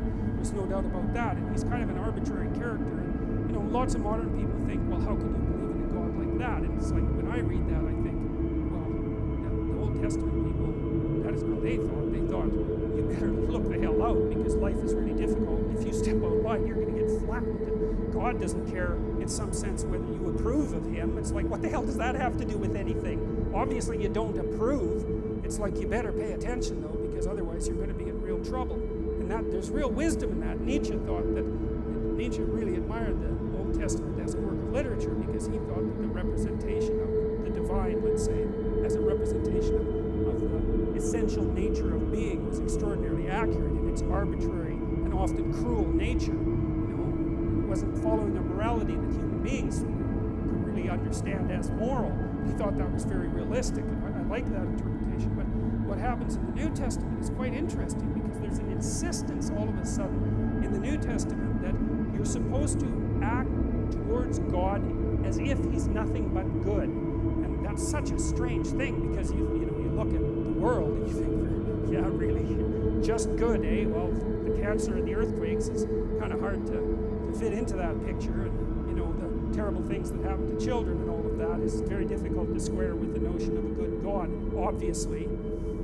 But then the underlying idea is that if you act in that manner, it makes it more likely to be true. It's something like that. And so I would consider that in some sense an act of both courage and faith. It's like you're going to make the case, like God makes at the beginning of the Bible, that being is in fact good. Now, you can't see it because you get to see all the things about it that aren't so good. That's not the point.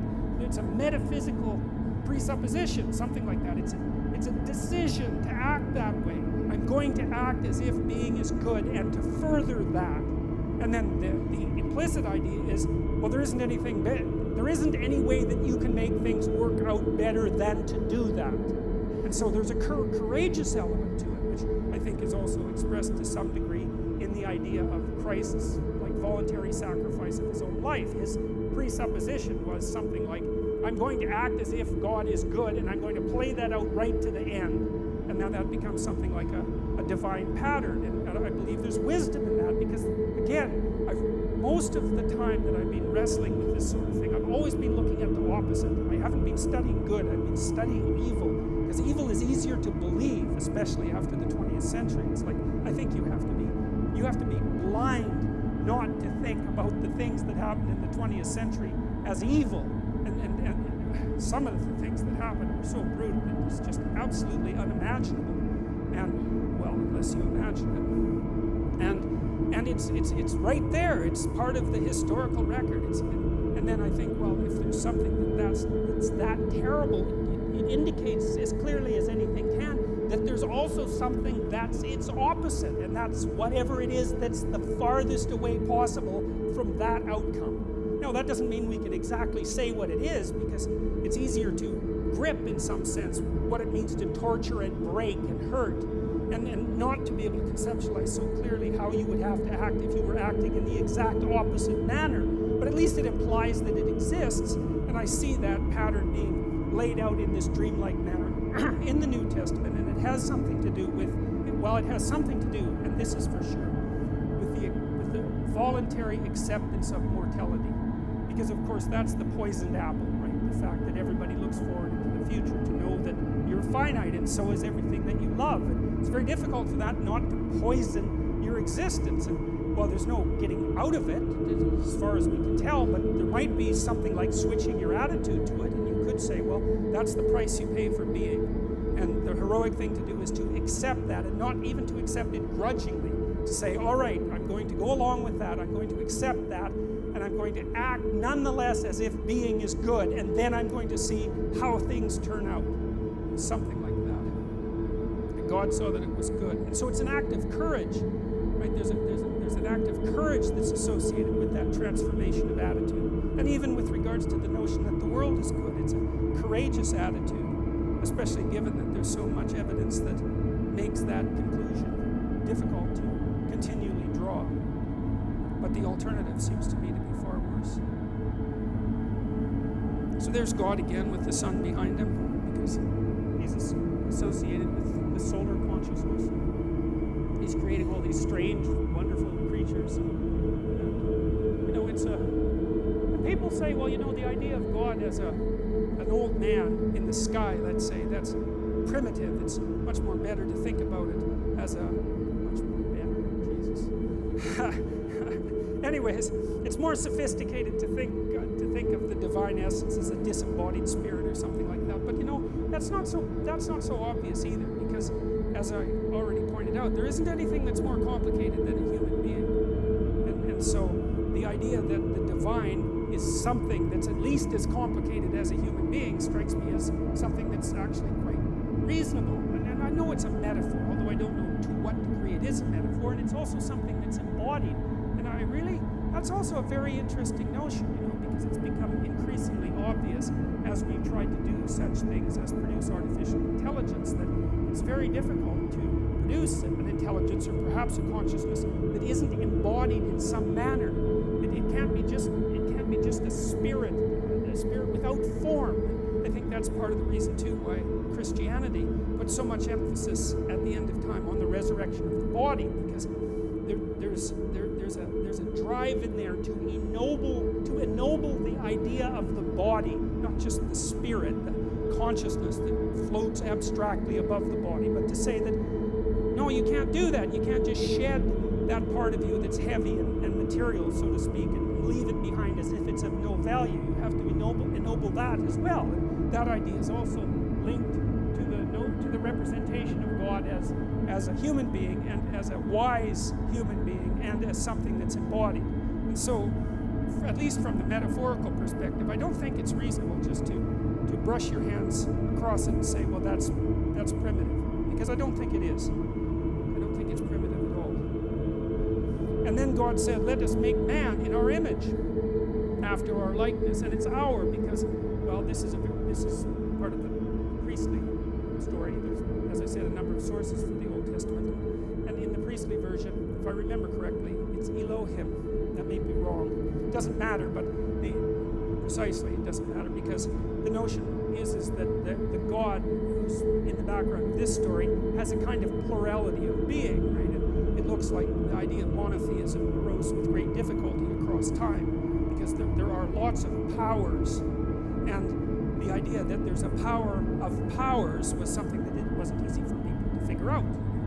Because what's constant across sources of power?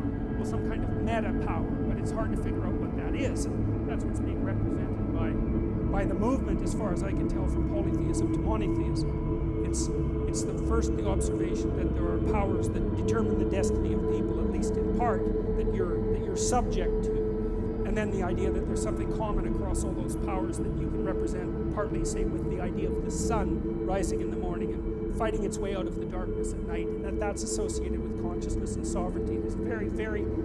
See, one of the things that bothers me about simple-minded atheism, and I would say the simple-minded atheism is of the sort that regards these stories as nothing but simple superstitions, is that it's very, very poorly informed. Because whatever these stories are, they're not merely simple superstitions. They weren't conjured up by some cabal of priests to bamboozle the masses, even though they were used for that purposes from time to time. It's much, much more complicated than that. They have a very ancient lineage, and they're tied together with all sorts of other stories. And there's an emergent wisdom in them, and I think the right way to view them is as the birthplace of sophisticated philosophical ideas. And so you have to wrestle with these stories. You can't just... And I said already that I'm going to be as rational as I possibly can in my discussion of these stories, and not refer to anything metaphysical except when that's absolutely necessary, even though I don't want to eliminate the possibility of a metaphysical reality, because I think that's premature. But you have to take the story seriously if you're going to approach the problem properly. You can't just casually dismiss them. It's not appropriate. So let us make man in our image. That's a very interesting idea. And like I said, it's not easy to understand how it was that human beings came up with the idea that us lowly creatures were... So with the Mesopotamians, for example, and the Greeks were like this too.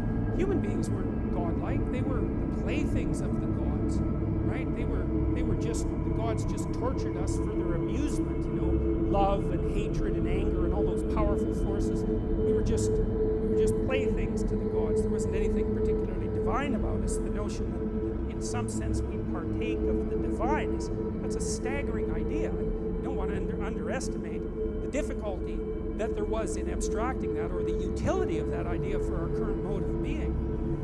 Let them have dominion over the fish of the sea, and over the birds of the heavens, and over the livestock, and all the earth, and over every creeping thing that creeps on the earth. So God created man in his own image. In the image of God, he created him. Male and female, he created them. That's interesting because there is more than one creation story in Genesis. And in this story, males and females are basically created at the same time. Later, Eve is extracted out of Adam, and we'll talk about that, but not here. It's the two sexes are generated simultaneously, and they both carry within them the divine stamp, which is very egalitarian and very appropriate, and I think unbelievably advanced. That's what it looks like to me. And God blessed them. Well, that's a good thing. And God said to them, be fruitful and multiply and fill the earth and subdue it and have dominion over the fish of the sea and over the birds of the heavens and over every living thing that moves on the earth. And there's God creating Adam and Eve. And they're looking pretty happy about the whole thing. And that's Michelangelo's famous Sistine Chapel representation. There's some cool things about this. I mean, you gotta wonder, this is a aside, and I don't know if it's a credible aside, but it's an interesting aside, so that's a form of credible. What the hell is God doing in this thing? You know, I mean, what is this exactly? And so there's been some interesting answers to that, and this is one of them. So there was a group of scientists about 20 years ago that were remarked on the precise analogy between this structure and the brain bisected down the middle. And of course, Michelangelo was one of the first people who did detailed dissections, and so they felt that Michelangelo had put God inside the brain for some reason, and that seems to me to be associated with the notion that there's an analogy or a metaphorical identity between the notion of whatever God is and the structures that give rise to consciousness. And I think we really underestimate the degree to which consciousness is both, say, miraculous and not understood. I mean, you have what appears to be an entirely material substrate, yet here you are, aware and self-aware and able to generate the world merely in some sense by looking at it. It really is remarkable, and that consciousness is dependent on something that wells up from deep within that material substrate that we don't understand at all. It's really a crazily remarkable thing, you know. And you hear a lot about scientific reductionism, but I'll tell you something that's kind of interesting, and it's a tangent too. You know, the guy that discovered DNA, I think it was Watson. It was Watson and Crick, but I don't remember who wrote this book, but one of them, I don't remember which one, he believed that DNA was so complicated that it had to come from space. He didn't believe it could have possibly evolved on Earth. And so, like a lot of these people who are used as exemplars of scientific reductionism aren't like that at all when you actually read what they had to say, right? They were very aware of the limits of their own knowledge. And, I mean, DNA is something really quite spectacularly remarkable.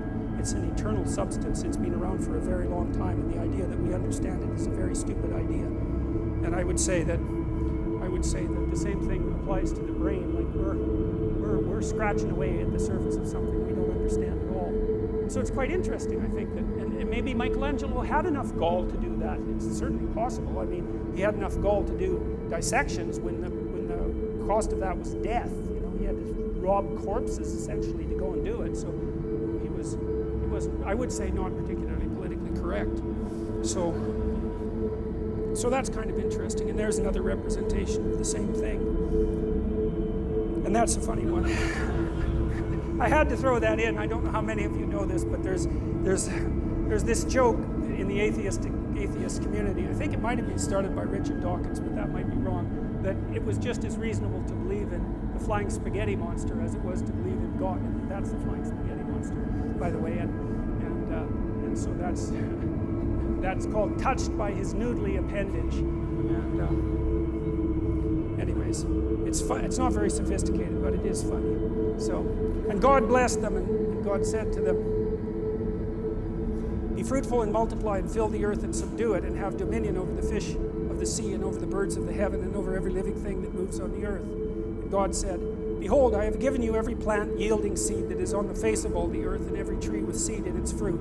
You shall have them for food. and to every beast of the earth, and every bird of the heavens, and to everything that creeps on the earth, everything that has the breath of life, I have given every green plant for food. And it was so. And God saw everything he had made, and behold, it was very good. And there was evening, and there was morning, the sixth day. Thus the heavens and the earth were finished, and all the host of them. And on the seventh day God finished his work that he had done, and he rested on the seventh day from all his work that he had done. So God blessed the seventh day and made it holy, because on it God rested from all his work that he had done in creation. And I like that too, you know. I did a lot of counseling work with people who were, coaching work, I guess, with people who were fairly spectacularly successful, and they were usually workaholics. You know, they're the sort of people who were like, they'd work 80 hours a week, just non-stop. That's just what they were like. And one of the things we were always trying to figure out was, well, how much should you work? Because one answer is you just work till you die, right? I mean, you just exhaust yourself, and well, that's not a good idea. And then you have to figure out why that isn't a good idea. It's got to be something like this: is that you don't want to do so much work that the amount of work you do interferes with the amount of work that you could still do, right?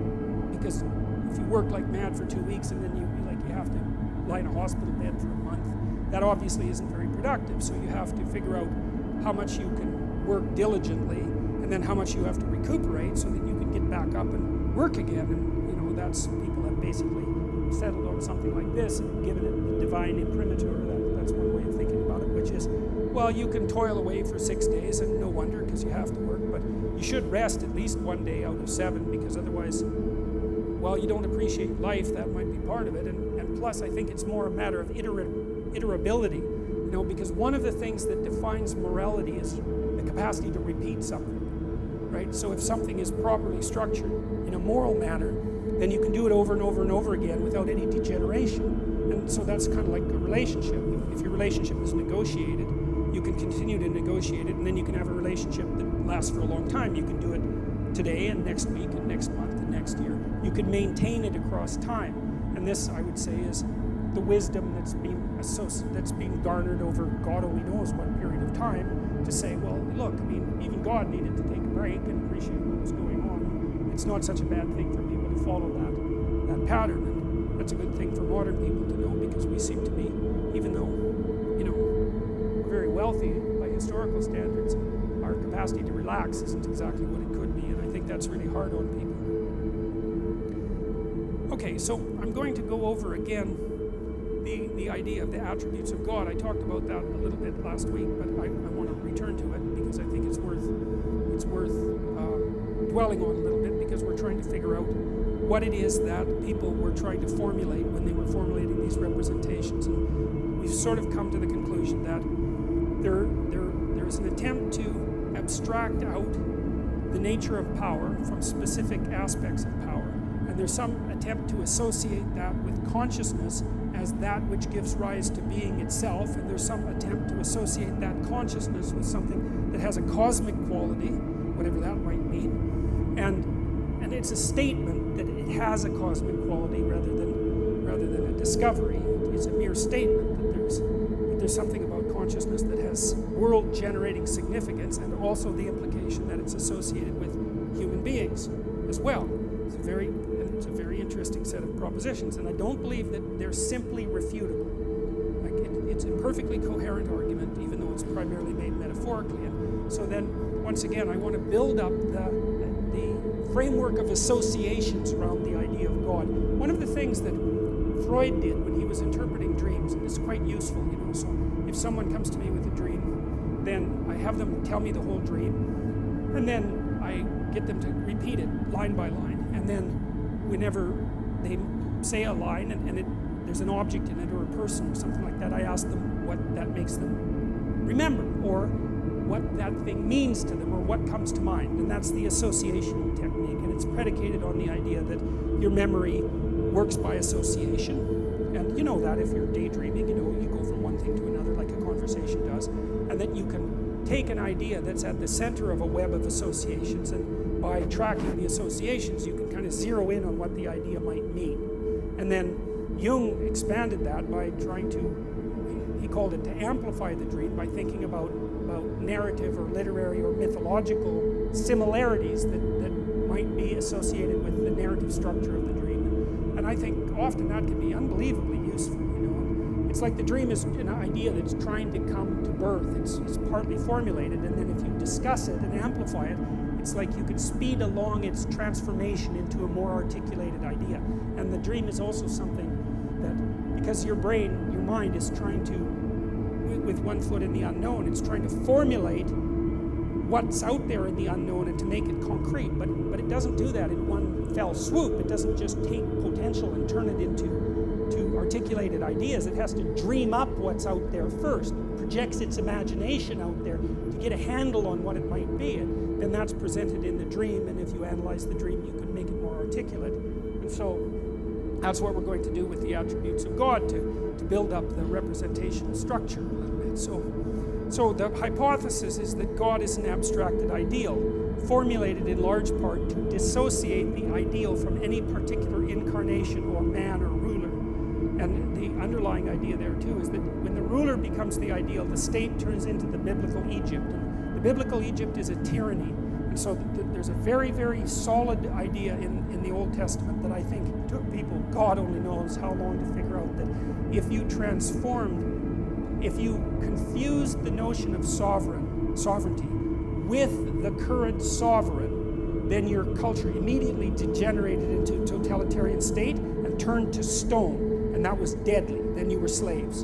And then the thing was going to collapse as well. Like, no matter how big and grandiose, as soon as the ruler became the concrete incarnation of the ideal, there was no distinction between the man and the divine notion of the ideal, then the society was doomed. And I think that's I think that's true. It's as simple as that. And I think we saw more than enough evidence of that in the 20th century, and we're certainly seeing the same thing repeating itself now. When the ruler becomes the ideal, the state turns into the biblical Egypt, and the biblical Egypt is the archetypal tyranny. So, what is God like? Well, from the Christian perspective, there's three elements. One seems to have something to do with tradition.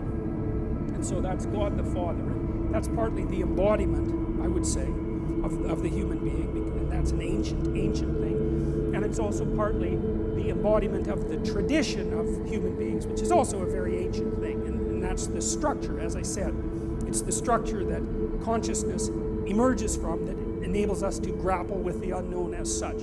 And then there's the intermediary between that and Christ, say, that's the Holy Spirit, that's that bird. And that's the Spirit in a more abstracted sense. And I would say that's probably as close as Christianity ever got to the notion of consciousness as such. You know, disembodied consciousness, something like that.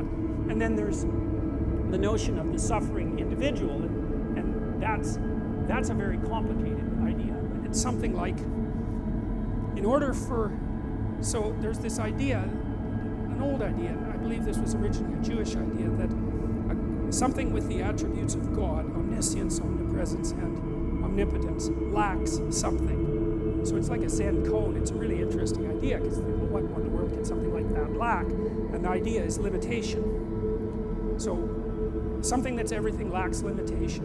And that idea, like when I first encountered that, just blew me away. I thought it was such a brilliant realization that there are advantages to not being able to do things, partly because it gives you something to do. I suppose that's a big part of it, right? If you had everything you wanted at every moment at your fingertips, well, there's nothing, there's no story. It's funny, because that happened to Superman, the cartoon character. By the 1980s, he could juggle planets, and you could bounce like hydrogen bombs off him and it'd be fine. And it's like everyone got bored because, well, what were you going to do to Superman? It's like you lob a hydrogen bomb at him and he just brushes it off and like combs his hair, and that's the end of that. And the whole cartoon series basically died because he didn't have any flaws. There's no story without the limitation. And I think that's an absolutely remarkable idea. And so part of the notion of Christ, and this is something that I've puzzled over for a long time, and I learned a lot of this from Jung, is that there's an idea in Christianity that there's consciousness as such, which in some sense is eternal. It stretches from the beginning of the time to the end of time, but it's this abstracted notion, but it lacks a certain kind of reality because it's not instantiated somewhere. It's not instantiated in a specific time and place in history. And so the idea of the Son, the third part of the Trinity, the three parts of the Trinity is the notion that tradition and consciousness as such also has to be embedded in history in a particular time and place. And so there's the archetypal embeddedness, and that would be the incarnation, and that's the perfect man, right, who accepts his mortality and acts in a virtuous manner. But it's the archetypal story of every individual as well. And there's a very strong strain in Christianity, and I would say this is more pronounced in Orthodox Christianity, that the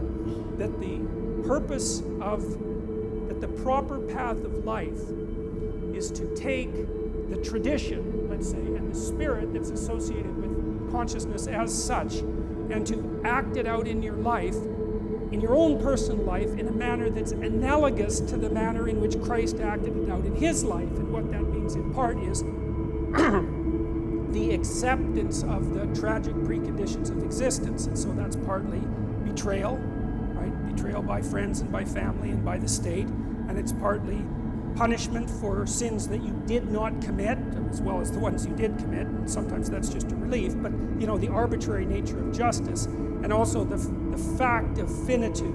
And the notion is that your duty, let's say, and the way to set things right in the cosmos is to accept that as a necessary precondition for being, and to act virtuously despite that. And that's a very, very powerful idea as far as I'm concerned. And I'm also, the world's a weird place, and I've seen some very strange things in my life. And one of the things that I've seen is that, I've dealt with some people who are very, let's say, they weren't on a good path. Let's put it that way. And one of the things that was really interesting about being around people like that, it was almost like they were surrounded by a gravitational field of sorts. I'm speaking metaphorically, obviously. And their worldview was so warped and twisted that if you came within contact of them, you all of a sudden started to play a part in their drama. And it was almost inevitable. They would maneuver and manipulate and interpret in a way that made you into the villain in their story, no matter what it was that you wanted to do. And unless you've encountered something like that, and many of you probably have, you don't know how powerful a pull that is. And so it's certainly possible that someone can act in a gravitational object and bend things around them to fit their narrative, their unhappy and tragic narrative. But I've seen the opposite too, where people who were aiming upward with the best of their ability, and because of that, they had a positive effect on the people around them, and that ordered things around them in profound ways. And I think it's an open question, the degree to which the cosmos would order itself around you properly if you got yourself together as much as you could get yourself together. We know that things can go very, very badly wrong if you do things very badly wrong. There's no doubt about that. But the converse is also true. If you start to sort yourself out properly, and then you have a beneficial effect on your family, first of all, that's going to echo down the generations, but it also spreads out into the community. And we are networked together. We're not associated linearly. We all affect each other. And so it's an open question, the degree to which acting out the notion that being is good, and the notion that you can accept its limitations and that you should still strive for virtue. It's an open question how profound effect that would have on the structure of reality if you really chose to act it out. And I've seen things, as I said, in my life that indicate that I do believe there's a metaphysical element to life as well as the rational, practical element. And I think there are times when those two things come together, and I've seen that happen. And so I don't think we know the limits of virtue. I don't think we know what true virtue could bring about if we aimed at it carefully and practically. And so the notion that there's something divine about the individual who accepts the conditions of existence and still strives for the good, I think that's an idea that's very much worth paying attention to. And I think the fact that people have considered that idea for at least 2,000 years quite seriously is also an indication that there's at least something to be thought about in relationship to that. So that's kind of the Trinitarian idea. Same idea there. And you see, it's interesting too, because you have God the Father, essentially, who's coming out of this strange, you see, this isn't the sky exactly, and you see this very often in these old pictures. It's not exactly the sky, whatever the heaven was that people believed in. It's something it's like the sky opens and there's a dimension beyond the sky. It's something like that, and I want to to show you this too, just to show you that this isn't only a Western conception. And it has something to do with mystical experience, because there's a bodhisattva. It kind of looks like he has a hat, but that's not a hat. That's a whole bunch of bodhisattvas going back to eternity, right? And this hole in the sky here is like a hole into time, and these things are recurring across time. It's the eternal recurrence of this redemptive archetype, and the sky opens up, and you can see that thing recurring and recurring and recurring. And same idea is basically, that's the blue Buddha, who's a healing entity sitting in a mandala, which is like a representation of paradise. And it's the same idea. It's like reality opens up and reveals this image of perfection. And so it's a universal conception, and I think it's a representation of the possibility of the metaphysical and the physical coming together in some sort of communication. It's something like that, anyways. And I mean, you have to remember that there's absolutely no doubt that people have metaphysical and religious experiences. That's an absolute fact. You can induce them chemically. You can induce them electrochemically. Lots of people who have epilepsy have epileptic prodromas that are associated with divine enlightenment. So Dostoevsky, for example, he had epilepsy, and that was really, I think, one of the things that made him a great author, because Dostoevsky would have this feeling that he was going to have an epileptic seizure, and he said that the feeling for him was that the world was opening up and he was becoming more and more and more enlightened, and he was just on the verge of grasping the essence of existence, and then he'd have an epileptic seizure. And for the subjective feeling was that much knowledge was just too much for him to bear. Well, you can say, well, that was a neurological abnormality, and fine, but God, he was Dostoevsky, and so you can't just brush that off. So, yeah, well, so that's the Trinitarian idea fundamentally, and this notion here is the notion that, well, the cross is a funny thing, because the cross marks the center, and it's an X, and the X is the center of the world, like the X that a cathedral is, and it's the center of the world. It's where you are, because as a consciousness, you're the center of the world. That center of the world is a place of betrayal and suffering and limitation. That's exactly what it is. And the question is, well, given that, and given the fact that you know it, what the hell are you supposed to do about it? And what that represents, I believe that's Goya, what that representation implies is that you're supposed to voluntarily accept that and then move forward.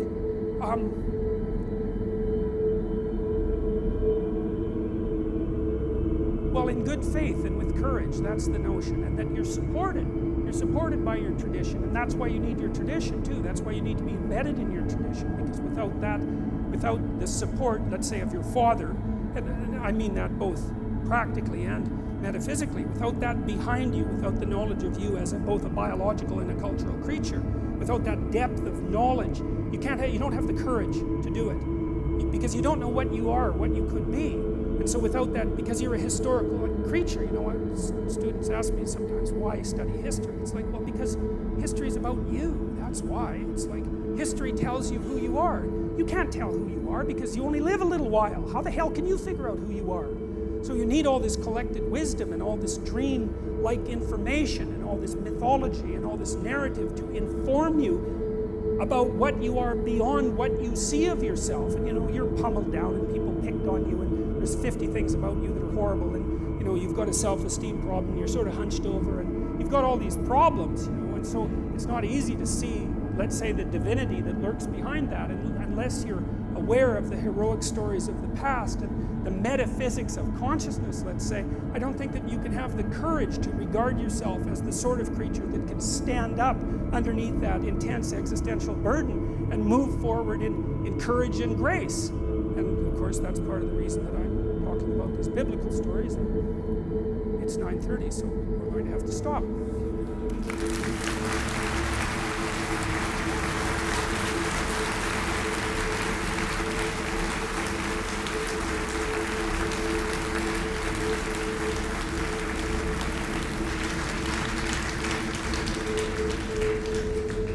Okay, so we're going to stop exactly at 10 tonight, because that's the deal with the theater people. And besides, I'll be out of anything intelligent to say by that point, certainly. So, well, at least we got through one story, so that was good. So, yeah.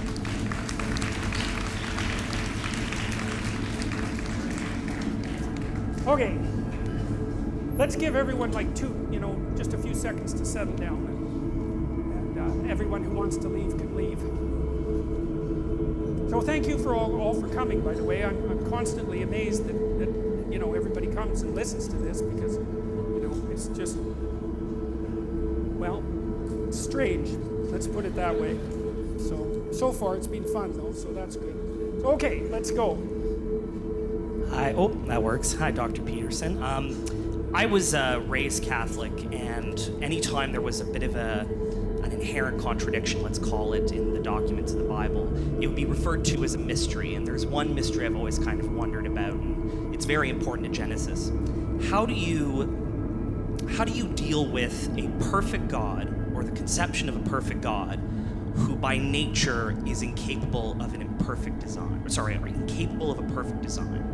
So what I mean by that is many religions present, for example, good and evil as separate deities that pre-existed simultaneously. What's interesting about Christianity is that Lucifer, the embodiment of evil in the Christian religion, is an outgrowth of God, and is sometimes, Milton, for example, presents him as a rebel against his interpretation of God's tyranny, right? Another example, we didn't touch on Eden today, but in paradise, a supposedly perfect garden, a perfect design, is infiltrated again by that evil outgrowth of a so-called perfect God. So from a psychological perspective, do you think there's a significance to this presentation of perfection, yet the contradictory flaws that are sort of naturally part of that perfection, quote unquote? Oh, so good. That's a good, simple question. We're starting good. See, Carl Jung, he was kind of Manichaean in his approach. He tended towards thinking that evil, in some sense, was a separate entity. And I thought about that for a long time because there's a potency about evil that just can't be brushed away. And I mean this most practically, as I've said, for people in my clinical practice, I've dealt with many people who are touched by malevolence, and there's no other way of stating it properly. And this happens a lot to people who have post-traumatic stress disorder. Like, they encountered someone that wanted to hurt them for the sake of hurting them. It wasn't some misunderstanding. You can forget about that. It wasn't that at all. And so to deny the reality of evil in some sense, I think, is the ultimate in naivety, even though it's a word that you won't hear used, for example, very often in universities anymore. I just can't understand that at all. But I thought about that a lot, and so I'm going to kind of answer that question by hitting it scattershot. The first thing is that there's an idea, and this happens in Milton, that comes across in Milton, that distance from God is hell, right? That hell doesn't actually have any, it's ambivalent in Milton, but the fundamental claim seems to be that the farther you get from God, the more it's hell. And then there's another idea that Milton's Satan, who's Lucifer, the bringer of light, right? He's God's highest angel, God most wrong. And I kind of think about him as the spirit of rationality, of intelligence. It's not because I'm not an admirer of intelligence, because it's hooray for intelligence, but one of the things that Milton seemed to cotton on to before the rise of modern totalitarian states was that intellect has the capacity to fall in love with its own creations and to elevate them to the highest place, which is basically a totalitarian claim. It's like, what I know is everything that needs to be known, and if it was only manifest in the world would become a utopia. And I also think we'll talk about this next week, I also think that that's the core idea behind the Tower of Babel. Remember, the Tower of Babel is raised by human beings so that the pinnacle will hit heaven. And so it's the idea that we can build a structure that makes the transcendent unnecessary. And so there's those two things. And then there's an idea of free will that's associated with it too. And it seems to me that in order for there to be good, there has to be evil. And so I think the answer is something like this, is that in order for there to be being, there has to be limitation. In order for there to be good, there has to be the possibility of evil.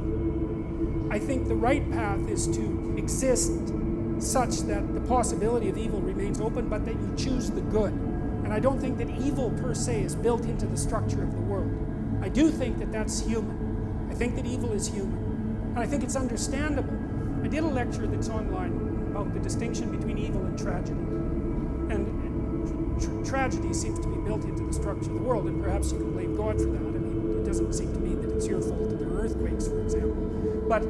But it is not obvious to me either that it's tragedy that takes the spirit out of people. I think that human beings are actually equipped to deal with tragedy, but we're not equipped to deal with malevolence. That destroys people. And so I think that metaphysically speaking, the world is structured so that people have a choice between good and evil. And so then the next question is, why do we have a choice? And that's where my knowledge runs out. Like the alchemists, for example, speculated that, and then the Orthodox Christians also follow this line of reasoning, is that human beings in some sense are furthering creation by our actions and by our choices. And I think there's something to that. It's like creation is unfinished in some sense, and that we're participating in moving it in whatever direction it is that we want to move it. And part of that is that we have free will, and part of that is that we have the choice between good and evil. And that's also all associated with the significance, maybe the cosmic significance of our lives. And that strikes me as plausible. And I think the weight of responsibility that people feel existentially is an indication of that. So that's about the best I can do with that. So. And it seems the way you're describing it, it's built into at least the text that you presented, because one of the other things I noticed was God consistently describes creation as good, right? He creates light, it's good. He creates dark, it's good. After he creates things, he announces that he creates man and woman and announces that they have dominion over those things and can use them. Yes. And it might be something lost to translation, but that is described as very good. Yes. As soon as that dominion is brought into existence, right, exactly. It might speak to that notion of furthering creation. Well, here's something interesting too, and we'll develop this a lot, is that, you see, when Adam and Eve eat the fruit, the snake gives them the fruit, the first thing that happens is their eyes are opened. Okay, and to me that means that, well, they've woken up, right? There's been an increment in their consciousness. And the next thing that happens is that they recognize that they're naked. Okay, and to recognize that you're naked is to recognize that you're vulnerable. And human beings are strange creatures, because most animals are like this, and they're protected, but not us. Like, our most vulnerable parts are displayed for harm and for everyone to observe, right? So we've got that sort of bipedal self-consciousness built into us. But what's really interesting is that when Adam and Eve realize that they're naked, it's the same moment that they know the difference between good and evil. And I just ground away on that for years, trusting, what's going on here? What's the relationship between consciousness, knowledge of nakedness, and the knowledge of good and evil? And then I think I figured it out.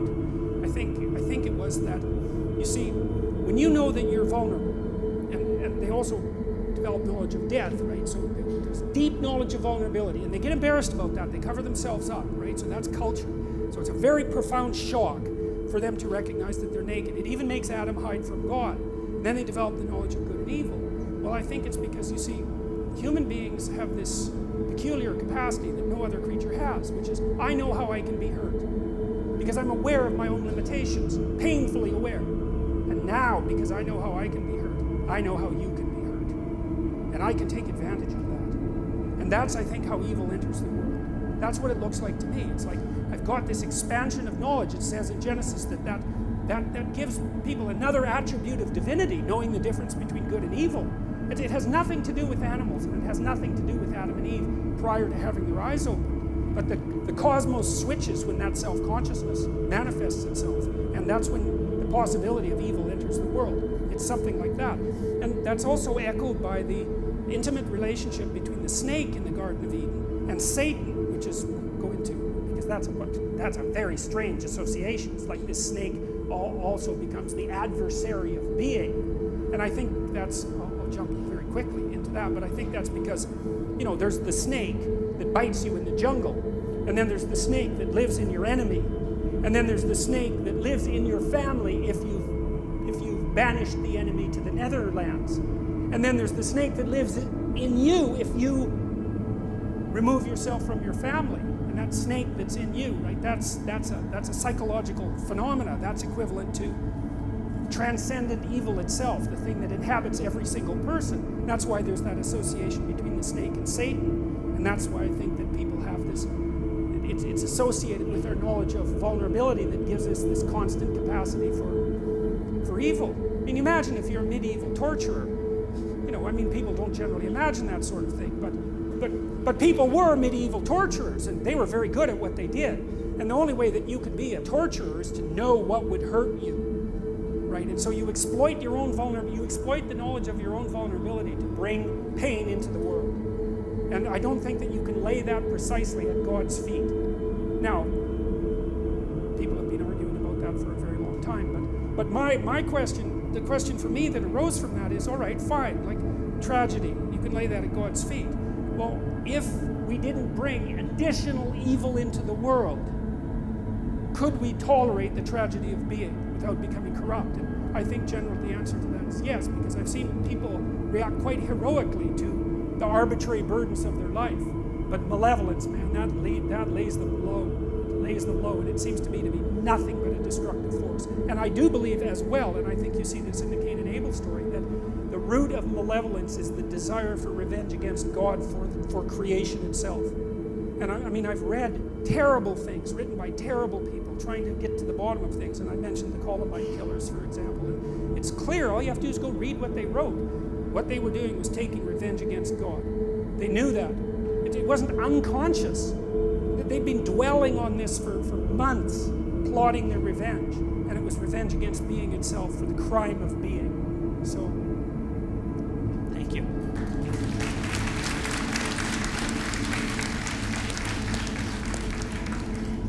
Hi, Doctor. You'd said when God saw that it was good, you read that as potentially might be better than nothing.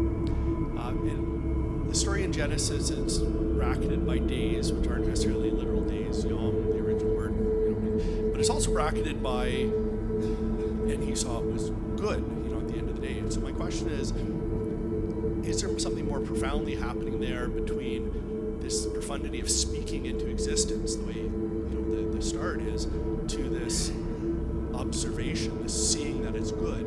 And is God modeling consciousness? Is there a little more there for us to grapple with? okay, so more for us to grapple with in what way? In the sense that we have this insight of speaking things forth, but you'd also commented on consciousness as until something's observed, or until it's seen. So when God sees that creation was good, is there kind of this bracketing between the bringing forth through the through the Word, through Jesus? Okay, that's good. I see what you mean. Okay, well, I think what that is that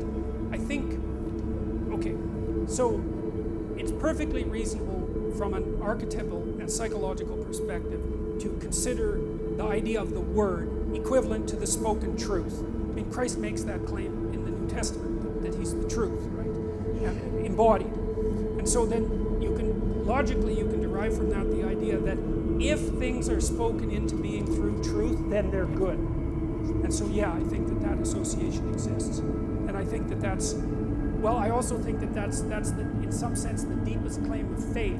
I believe that because I think you have to make a decision in your life, as far as I can tell, and I think Kierkegaard knew this more clearly than anyone else I've ever read, and that is that if being is good, then an honest relationship with being also has to be good. And then if you have an honest relationship with being, then you're going to speak the truth. And then I think what you have to decide is that if you speak the truth, then what happens is good, regardless of what happens. And that's the rub of faith, and I think that's something that Kierkegaard wrestled with, And I'm trying to think if I can provide an example about that, and easily and quickly. Well, I guess it's partly because you can live your life two ways. You can use your language to manipulate. You can use your language as a tool to get what you want. But the problem with that is that assumes that you know what you want and that you're right. And that's a problem because there's lots of things you don't know. And if you get what you want, you may find A, that you didn't really want it, and B, that you're not the person that started the journey towards that. That happens a lot to people, especially when they use their language in a manipulative way. And so the alternative seems to be, and I think this is one of the lessons, for example, that's laid out in the movie Pinocchio, which happens to be a kind of archetypal favorite of mine, is that part of the act of faith, let's say, and then I wouldn't say Christian faith necessarily, I would say faith in being itself is the decision. It's like the decision that God is good. The decision is, there's no better way to bring better being into being than to speak the truth.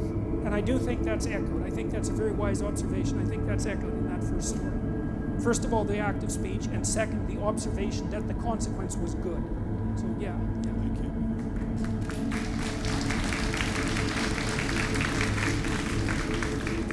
Good morning, Citizen Peterson. First, I have a bunch of questions and I want to have them answered immediately. Like, you have a post on Quora in which you encourage all children to incur skateboarding injuries. but also stated in this post, you wrote that do not try to rescue someone who does not want to be rescued, and be very careful about rescuing someone who does. And can you reconcile this with what you stated about transcendent morality and the heroic impulse that I guess men are supposed to be born with? Okay.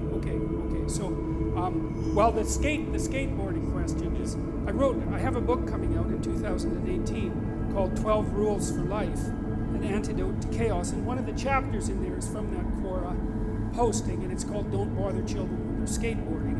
And it's sort of associated with what I had said earlier about parkour, for example, is that, kids need to go out and push themselves against danger, because that's what life is pushing yourself against danger. And when you see kids doing things that are dangerous but spectacular, then you kind of have a moral obligation to back the hell off and let them experiment with their own mortality, because you can't keep them safe. The best thing you can do is make them able and courageous. And I would say that that's a more difficult lesson, generally speaking, for mothers to learn than for fathers to learn. That was Freud's fundamental observation, but it's absolutely crucial. And so I've seen kids do, you can obviously be a fool on a skateboard, although the distinction between being a fool and developing yourself is not as clear as people might like to imagine. And when kids are out there with no helmet and doing dangerous things, it's like there's a part of me that of course is very worried about it, but there's another part of me that admires it very much, because they're practicing what they need to practice in order to cope with the world. Okay, so there's that. Now, the other one was rescuing. Yeah. Well, I got this partly from Carl Rogers, because Rogers he's a clinician, a very famous clinician, and he was a Christian missionary to begin with, but he didn't end up that way. But he was very interested in the utility of listening as a means of redemption, essentially. And listening, by the way, is if you have someone that you know that has a problem, the best thing you can often do is listen to them. If they're actually trying to communicate, because people configure themselves through speech, and most people can't think, and I don't mean that in a mean way. I mean the way they think is by talking, and they can't talk unless they have someone to talk to, and it's partly because they're bouncing the idea off them and seeing if it makes sense and seeing how the person responds. So listening is a great thing. But Rogers was also interested in the preconditions for having a redemptive relationship, and that could be a therapeutic relationship or an intimate relationship.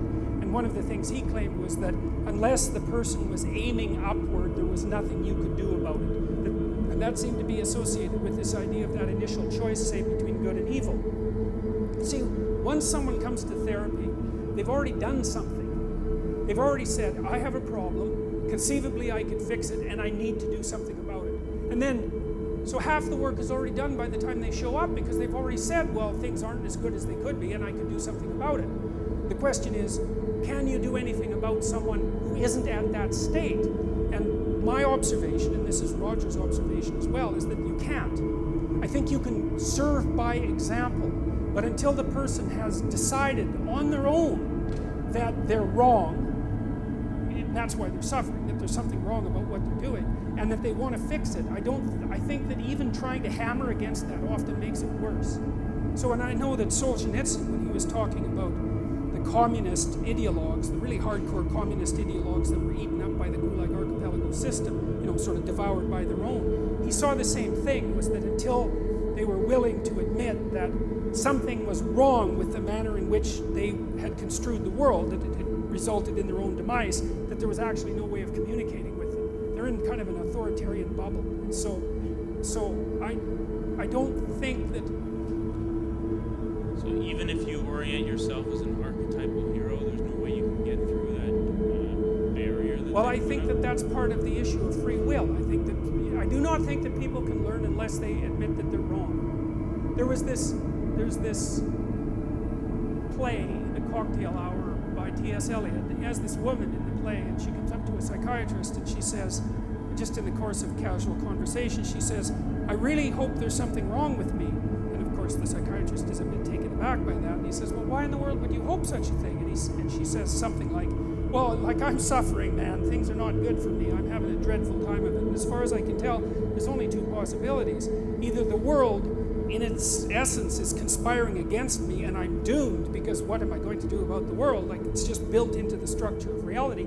Or I'm doing something wrong. So I'm really hoping that I'm doing something wrong, because if I am, then maybe I could fix it and I'd stop suffering." And it's something like that. And see, it's also, I think that if your life isn't what it could be and you're suffering, then it seems to me that that should be sufficient evidence that you don't know enough. And if that isn't sufficient evidence that you don't know enough, then I don't know how anyone else can provide you with that evidence. So I'm going to leave it at that. This is psychological rescue, not like rescuing someone who's drowning, for example. Yes, you can rescue people when they're drowning, even if they don't want you. Perfect. I'll tell you something about that, though. Something interesting about that, and that's relevant, is that, I don't know how many of you know how you rescue someone who's drowning. You do it like this, right? You come to them like this, and you push them away with your foot. I'm telling you, that's what you do if you're a lifeguard, because if they're panicking and they grab you, you both drown.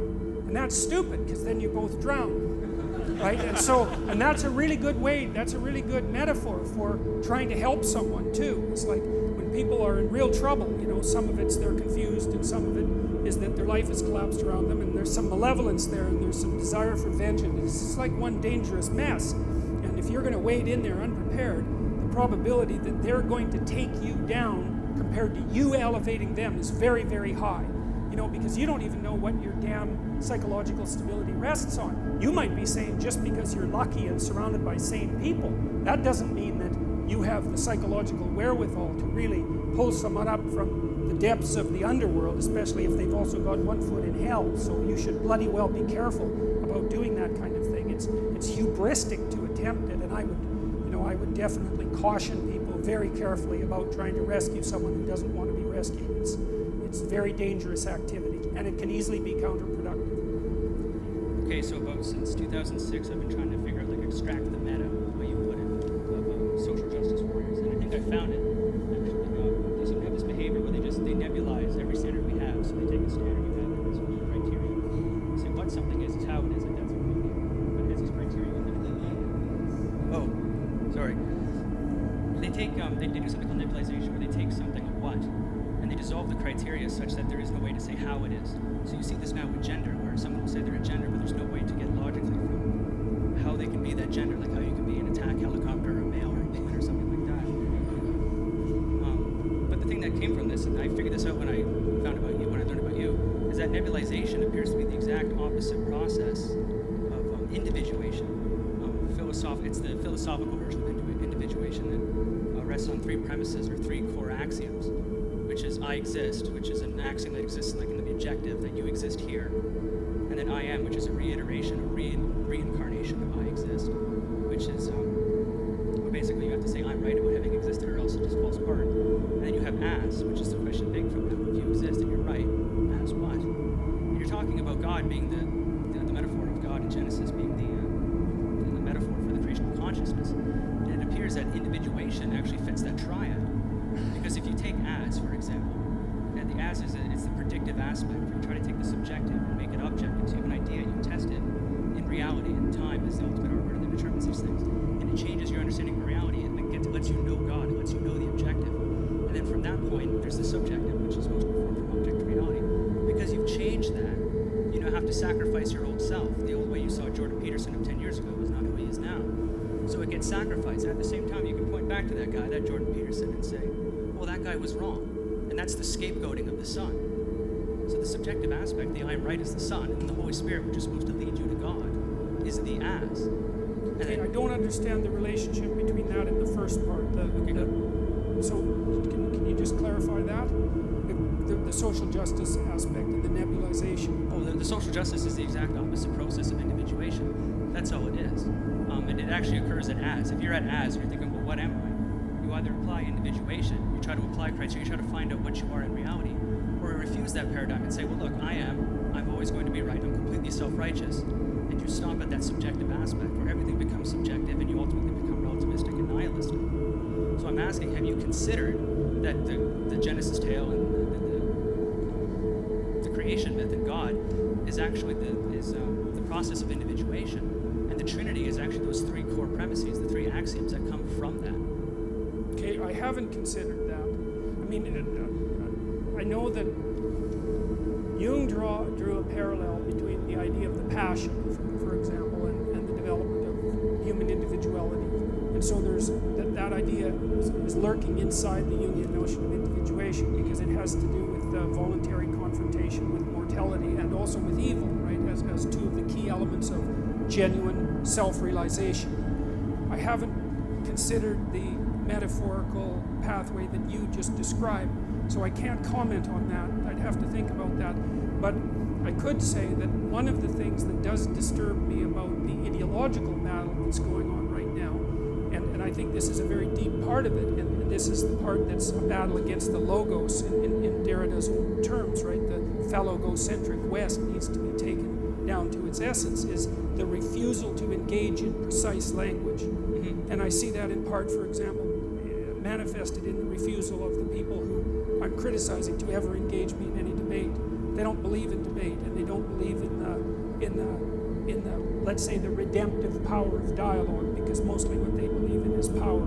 So there's a nebulization in that manner. There's this tendency to hide behind what's vague and fog-like instead of making things sharp and clear and crystalline. And I do think that that's part of the degeneration of the civilization as far as I'm concerned. So you haven't considered that then? No. Not yet.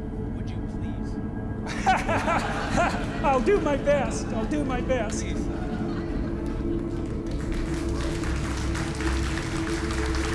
Thank you. Oh, thank you.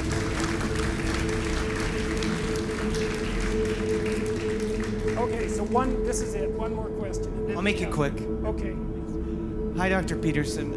My question is, I know you stated in the last lecture that the importance for setting aims in life and to kind of have goals to work towards, right? So my question was, how do you do that if you don't know where you want to go? Because that's kind of where I got stuck on your future authoring program. Yeah, because yeah. Okay, that's a good question. That's a really good question. I think it's echoed to some degree in the structure of the biblical stories, and in this manner. So there's this notion in the Old Testament that morality is following a sequence of prohibitions. There's a bunch of bad things you shouldn't do, and then basically you're good enough. And I think there's wisdom in that. I think that's kind of where children start, right? I mean, I love children and all that, but they're crazy little creatures, and they need to be, civilized.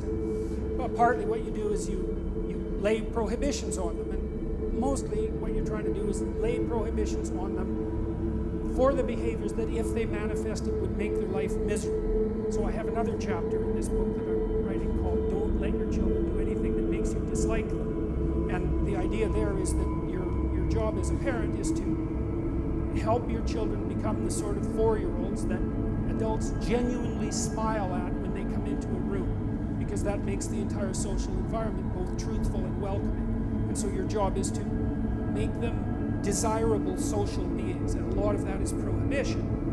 Okay, and there's this ethical transformation, and it happens to some degree in the tradition in the prophetic tradition, where there's a spirit that's seen in some sense to rise above the law, but there's a real transformation between the Old Testament and the New Testament, because the Old Testament is prohibition And the New Testament is, well, here's the good things you do once you're more than merely prohibiting yourself from impulsive sin, let's say. There's a positive good to be accomplished.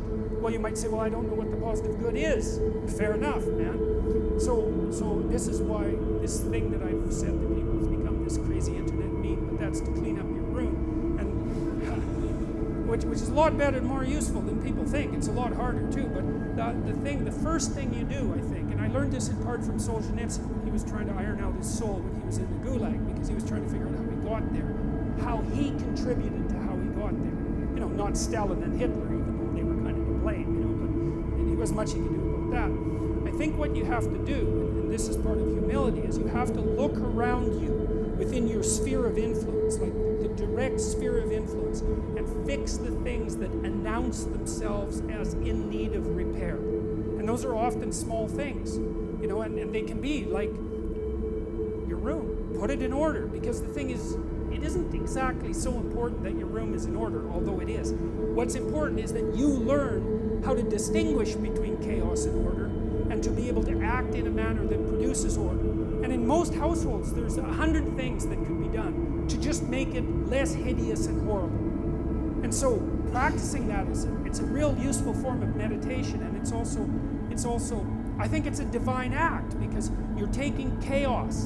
And you know, if you pay attention even to a room, it's so interesting. And I learned, because I've renovated many places now and tried to make them beautiful. And one of the things that I've really learned is that even if you own a structure, unless you've investigated all the nooks and crannies and cleaned them up and put your own imprint on them and made them yours, they're not yours. The mere fact of physical ownership doesn't make them yours. You have to establish a dynamic relationship with the objects before they're actually yours. And I think you can do something as simple as just sit on your bed and think, okay, there's probably like 5 things I could do today so that tomorrow morning is slightly better than this morning was, or at least I'm not falling behind. And those will usually be, it's like having to eat a toad in the morning, right? It's like, it's not going to be something you want to do. There'll be things you're trying to avoid. They're snakes, essentially.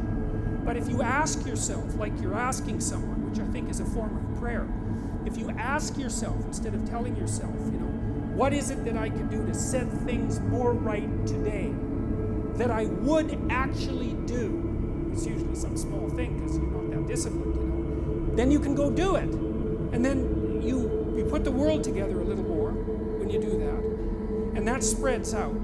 But you also construct yourself into something that's better able to call order forth from chaos. And that makes you just incrementally stronger. And then the next day, you can maybe take on a slightly larger task. And like, you get the benefit of compound interest if you do that. It's a tremendously powerful technique. And I think if you do that, at some point, instead of just having to fix things up that are not good, you'll start to get a glimmer of the positive things that you could do. You know, and the positive things that you can do that would actually constitute a vision. And that's what I would recommend. Thank you. All right. Good night.